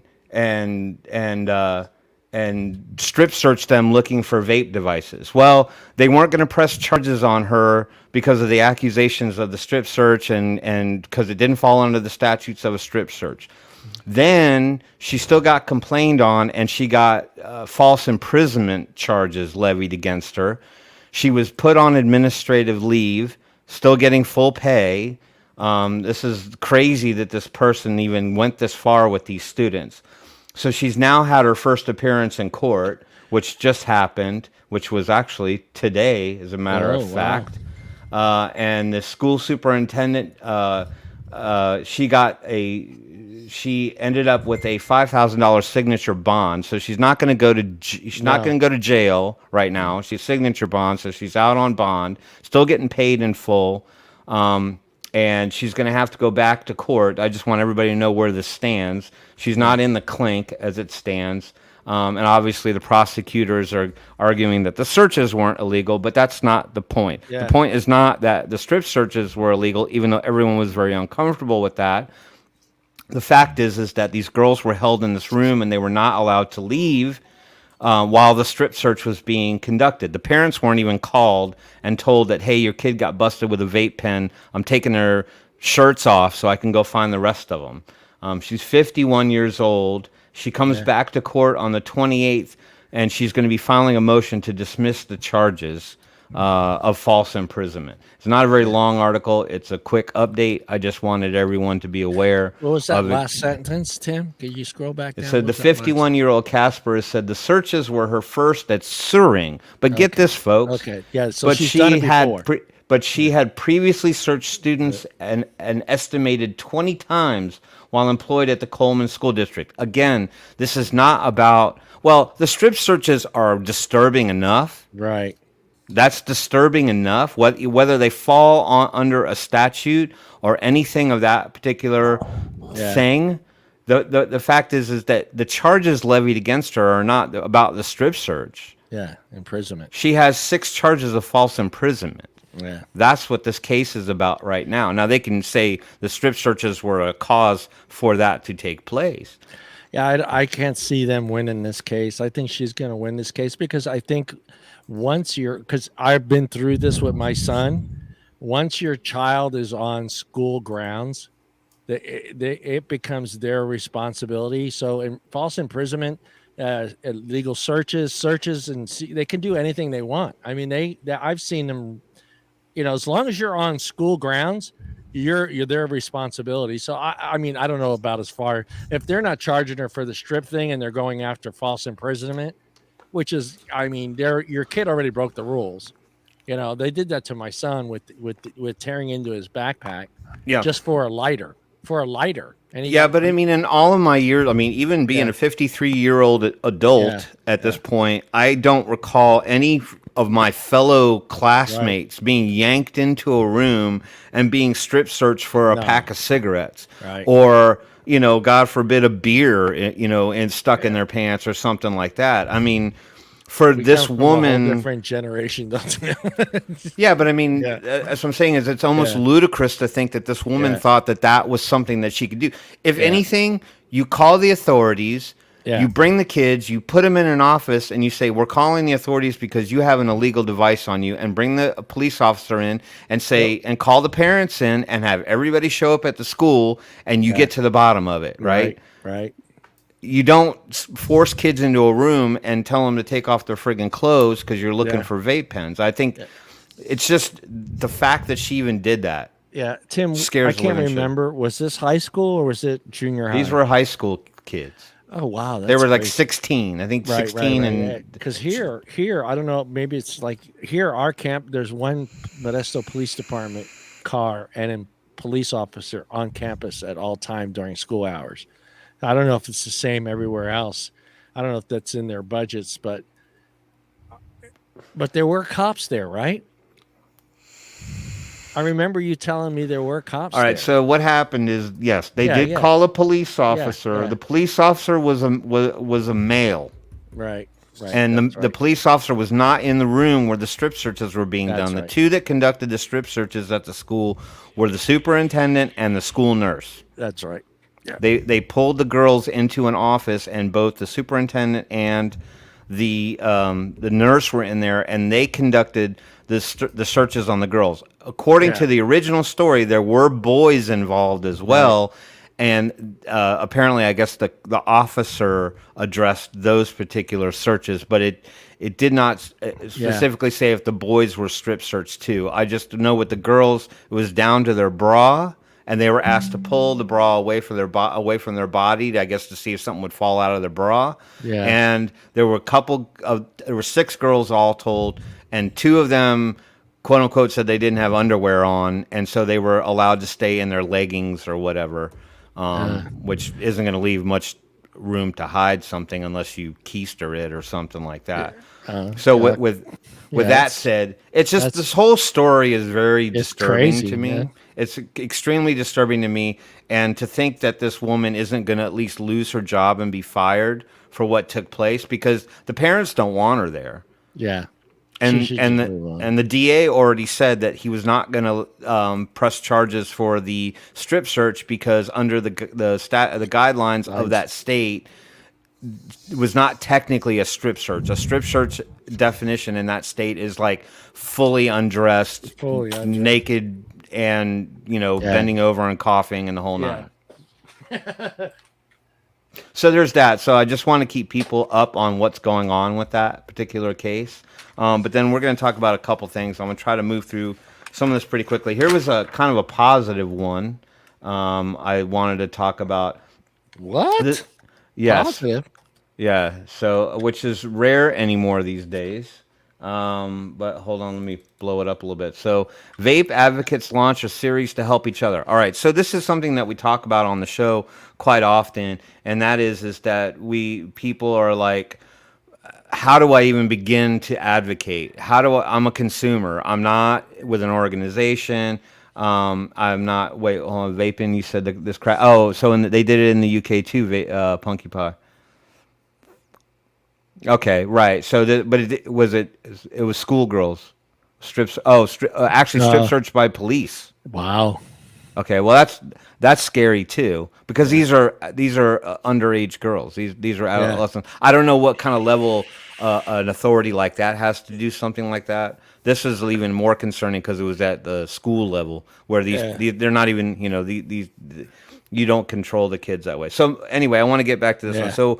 So when we talk about, like, how do I begin to advocate? Like, we talk on the show all the time, like, take 30 minutes out of your day, your week, whatever. Try to call your representative, fight, speak up, say whatever you have to say to get your voice heard by somebody. But this is actually an organization of advocates coming together to help people learn how to advocate. So if you're interested in getting involved in the fight on another different little level, and if you have the time to spare, this sounds like something that might be worth your time investing in it. It's basically like a 6-series seminar that you can get involved with, and then each seminar has its own subject matter. So the tobacco harm reduction advocates are going to come together over the next 2 months. This starts in like 3 days, people. So I'll try, and I've outlined all of the seminars. We'll come together over the next 2 months to brainstorm, download, and debate the best ways to advance safer nicotine products. So Nancy Lucas, she's the executive coordinator of the Asia Pacific Tobacco Harm Reduction. She stated that advocates from around the world have been asking for seminars on the nuts and bolts of advocacy, what is effective, where to find information, and how to get the message across. And I think that's highly important because Nick and his group is the perfect kind of group to speak to others about what are positive and effective ways to properly advocate in your circle or at your local level or higher up, or like what's worked for them.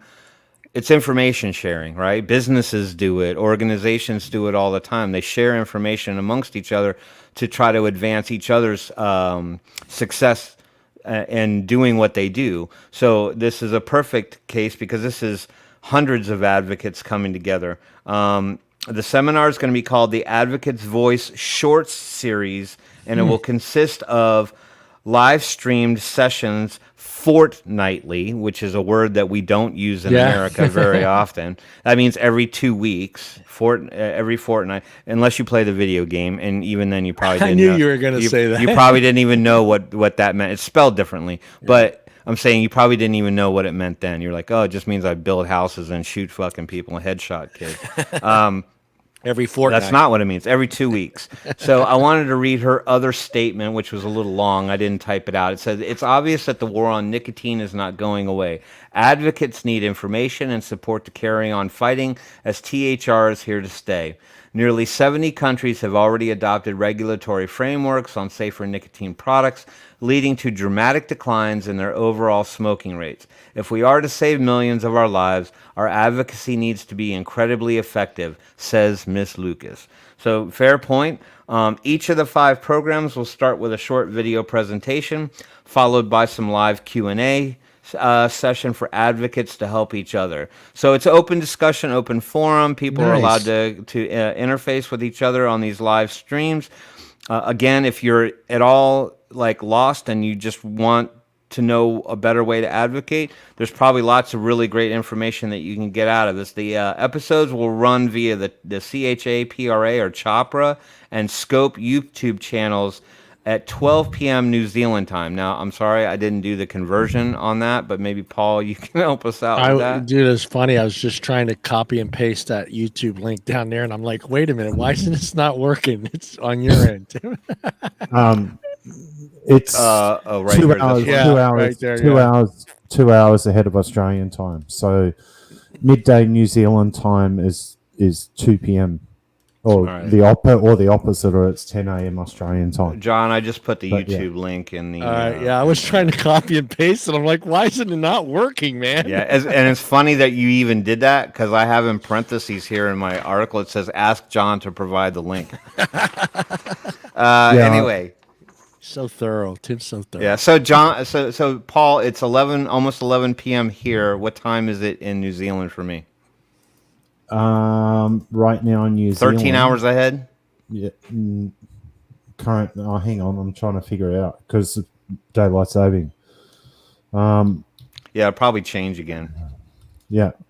Well, this starts on the 26th, so in 3 days. So if nothing's going to change, it's 3:54 p.m. currently in New Zealand. And okay. Yeah. So what? So 3:54. So back that up 3 hours. So it'd be roughly 8 p.m. Roughly 8 p.m. East Coast time. So then you can do the math if you live here in the United States. All right. Here are the 5 sessions. On March 26th, the first one is going to be called The Practice of Self-Care. I think it actually it doesn't say exactly what's contained under that discussion, but The Practice of Self-Care. 2 weeks later, on April 9th, Culture, Context, and Collaboration, Global Advocacy on the grander stage. On April 23rd, Communication, Know Your Audience. So that's trying to help you understand exactly who you're speaking to when you do decide to advocate. So it might not just be out there in Twitterverse, you might be speaking to somebody that's a little bit higher up the rung, or who you're talking to and how you talk to them. May 7th, there's the next seminar, communication, delivering the message.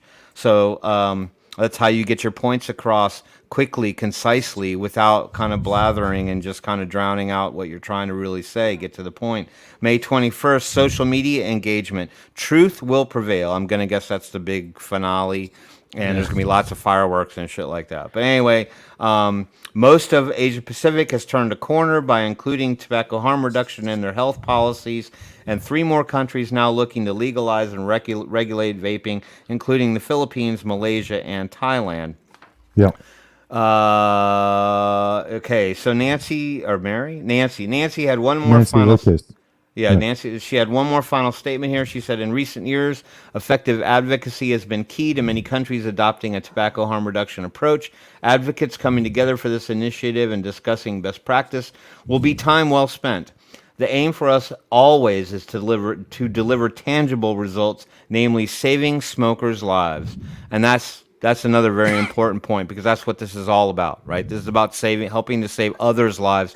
Yes, we have plenty of time to think about ourselves and what we still want out of this fight, but we have to remember that we're all in this as a collective, and that when we do fight, we fight for everyone, not just our own particular privileges. So there's that. I did say talk about the final paragraph.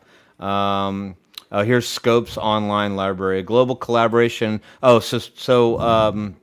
A global collaboration of THR consumer groups. Scope has launched a comprehensive library of online panel discussions and presentations. If you want to go back into their library, in November 2021, Scope broadcast around the clock during COP9, the 9th Conference of Parties for the World Health Organization's Framework Convention on Tobacco Control, or the FCTC, the head of the dragon, if you will. So there's that. If you want to jump in on that, I encourage you to do that. Sounds like it's going to be a really great thing. I just don't think that I would be able to watch it if it's like 8 p.m. I would be able to get involved. Doesn't sound like there's a cost involved. It sounds like it's totally free. No, I'll be on one of the shows, I know that. And I actually spoke a couple of times when we did the Scope broadcast. We went 24 hours a day for 7 days on that, pretty much. And the problems weren't as bad as what they are now. And there's a section there, like the quit or die approach here in Australia is ridiculous. And it's now getting so bad here that even dialogue that I had open with government departments is now breaking down because of the stupidity that's coming out from our health ministers. It's bad, put it that way. But yeah, there's no doubt I'll be part of one of these groups or on one of the actual panels. But this is only to show what's happening around the world. The panel discussions are going to get in depth, and you'll be able to ask questions, interactive. But Nancy and Kafra, they've been doing great things in the background. There's a lot more people to thank, but there's a lot of experts that we've had. And when I say experts, we've got professors and doctors from all over the world taking part in this as well. So it's a good thing for the region. But right. I just hope that we can get more of a message out, across the board now. It's getting tough, and it's really hard for me at the moment here in Australia to actually keep a mindful, what's happening here. It's not fair or funny. All right, so there's that. And then this next article I wanted to talk about, and I don't want to spend too much time on this one. I just wanted to point out this one. Truth. Truth Initiative, right? So they were named one of the top nonprofit organizations recognized by a thing called Fast Company as one of the world's most innovative companies for 2022. No. So I just wanted to talk about this one a little bit, just because I don't know that everybody really kind of understands who they are. And maybe I'll give everybody a little bit better an idea. So if you don't know who Truth Initiative is, most of the time you see them on Twitter, and we typically go ahead and go right after them because we don't believe anything that they have to say, because we sort of feel like they conflate a lot of the truths or falsities that are existing out there. But they were just named, recognized by Fast Company as one of the world's most innovative companies for 2022. So you can take this at face value. I don't know why they want to blow their own horn, but it doesn't. It makes a lot of sense to me. Their claim to fame is the proven. Yeah.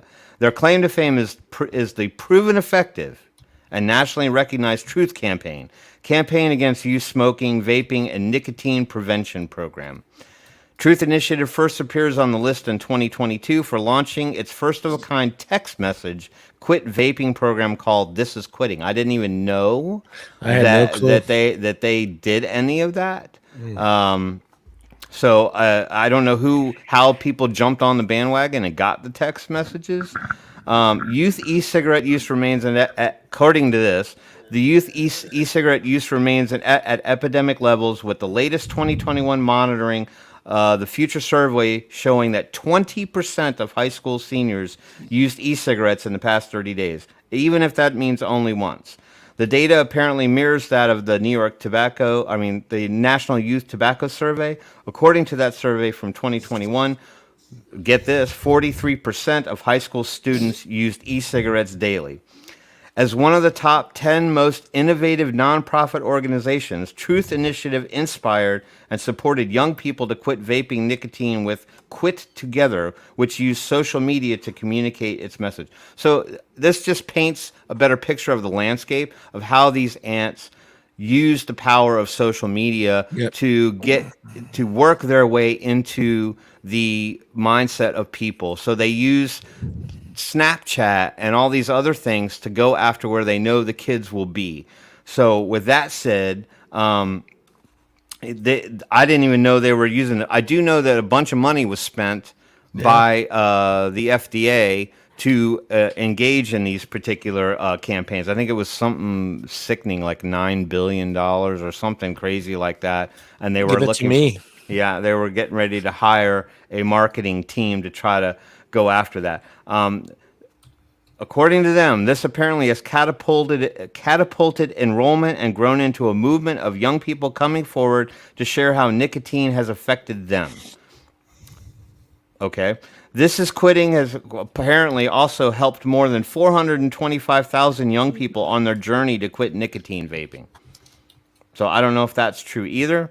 Truth Initiative, okay, then this is the bottom line. The Truth Initiative is a national public health organization dedicated to achieving a culture where all young people reject smoking, vaping, and a future where tobacco and nicotine addiction are a thing of the past.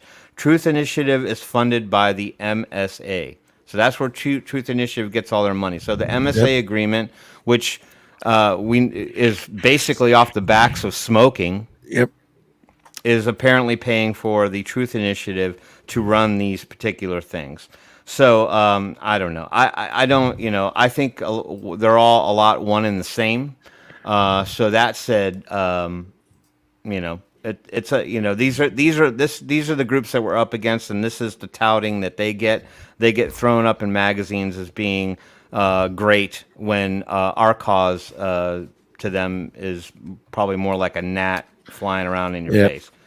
So if you ever want to know who the Truth Initiative is, that's what they do, and that's their angle. So I don't particularly find myself in their corner at all on anything. All right, and then lastly but not leastly, your advocacy for the week. Support. Here's a House bill that you can go support. This actually is a counter bill to a bill in Oklahoma. So last year in Oklahoma, a House bill was passed, HB 2511, that requires any vapor product sold in the state to have a PMTA submitted to the FDA and or receive marketing orders and not have received any negative action from the regulator or an MDO, a marketing denial order. So they were supposed to be in compliance by July 1st of 2022. now a new House bill has been introduced, House Bill 3615, which would give everybody an additional year.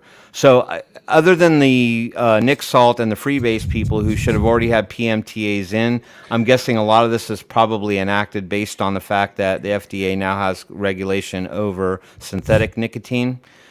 So, obviously they were only given 60 days to get their PMTAs prepared and submitted into the FDA. So, anybody that's carrying synthetic nicotine vape products and putting them on the shelves, that would allow these people to keep their products on the shelf and fall into compliancy within a year's time. Now, this is Oklahoma only. I don't know if we're going to see bills like this pop up in other states. But if you're from the Oklahoma area, I encourage you to follow this and get on that. If you go to the CASA's website, you can put in your street address and your zip code. It will tell you who your representatives are, and you can submit this off. Also, you have here your talking points for phone calls. So they do actually help you on how to properly advocate and get on the bandwagon and fight. So anyway, that's your news. That's all I got. Oh man, you know what? I feel so really bad, Tim. Hold on, man. I just, it just, I don't know what happened. I must have forgot, or we were just in that mood that we didn't do it. But where is it? Somebody move it? What?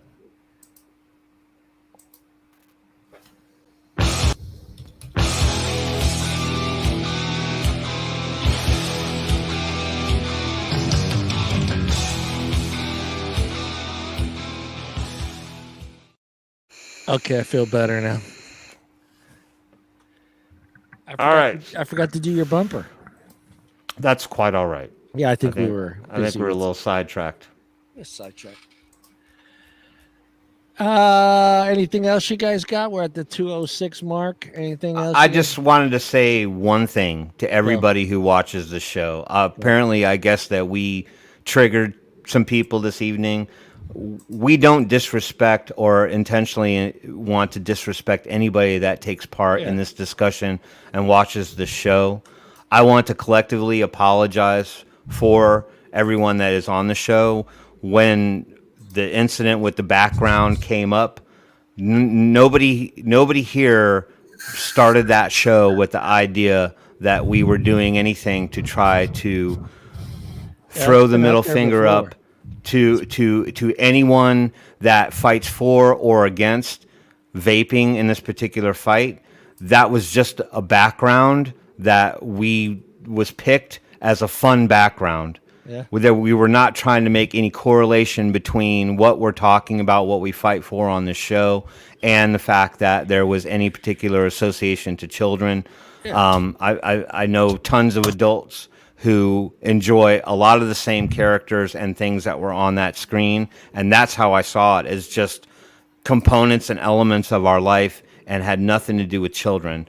So with that said, to the people that felt that they needed to leave and remove themselves from the show, that's a shame, because it was not a diss to anybody on the show or anybody that had just an opinion on the matter. As a matter of fact, I don't even think it even clicked at all until it really spun out of control. So I'm going to hope to reach out to some of these people and try to get them to understand where we were coming from. I think there was a lot of mistaken words and things like that. I actually was lost in the conversation about 90% of the time, and an issue that had started. So I think anybody who's watched our 70 plus shows up to this point knows exactly what we stand for. And if you're going to base where we stand on this issue on a background that existed for an hour and a half of our existence on the internet, that's a shame that is where this stood. So again, I apologize if anyone was offended by that background or thought that we were haphazardly making a correlation between what we fight for and some imagery that was not our intention at all. So Yeah, it's again, I just a apologize. fun- I'm just apologizing. We were just, it was a fun background. That It's a was fun exactly background. where everyone's mentality was by putting it up there. So Yeah, it's been up there many, many, many, many, many times before. It's actually one that I use for a couple different shows, and the reason that it's up there is because it's a fun one. It's got everything on there. It's YouTube. It's got a lot of stuff on there. So and I just want to yeah, point out, right, too, okay, yeah, is that it is important to remember that we're all in this together. But yeah, the fact that Paul's here right now and John's here right now and I'm here and that everybody in this chat is here, not one of us is getting paid to do any of this. right. So we have no agenda other than the agenda that we fight for. So I no hard feelings to anything that happened. I believe it was just probably a gross misunderstanding of exactly what happened. Yeah. But we don't get paid to be up here. We do this because we want to be here. So that said, water under the bridge. Let's move on to next week. Yeah. Paul, we're out of Yep. here. You have No anything you problems. want real quick? No. Or no, No, Good? not at the moment. I'm just You shuffling through papers. no. I'm Send me that check. You sending me that check? no. I'm getting a bunch of different shit All going right. on here in the background, work wise. Let me end the show.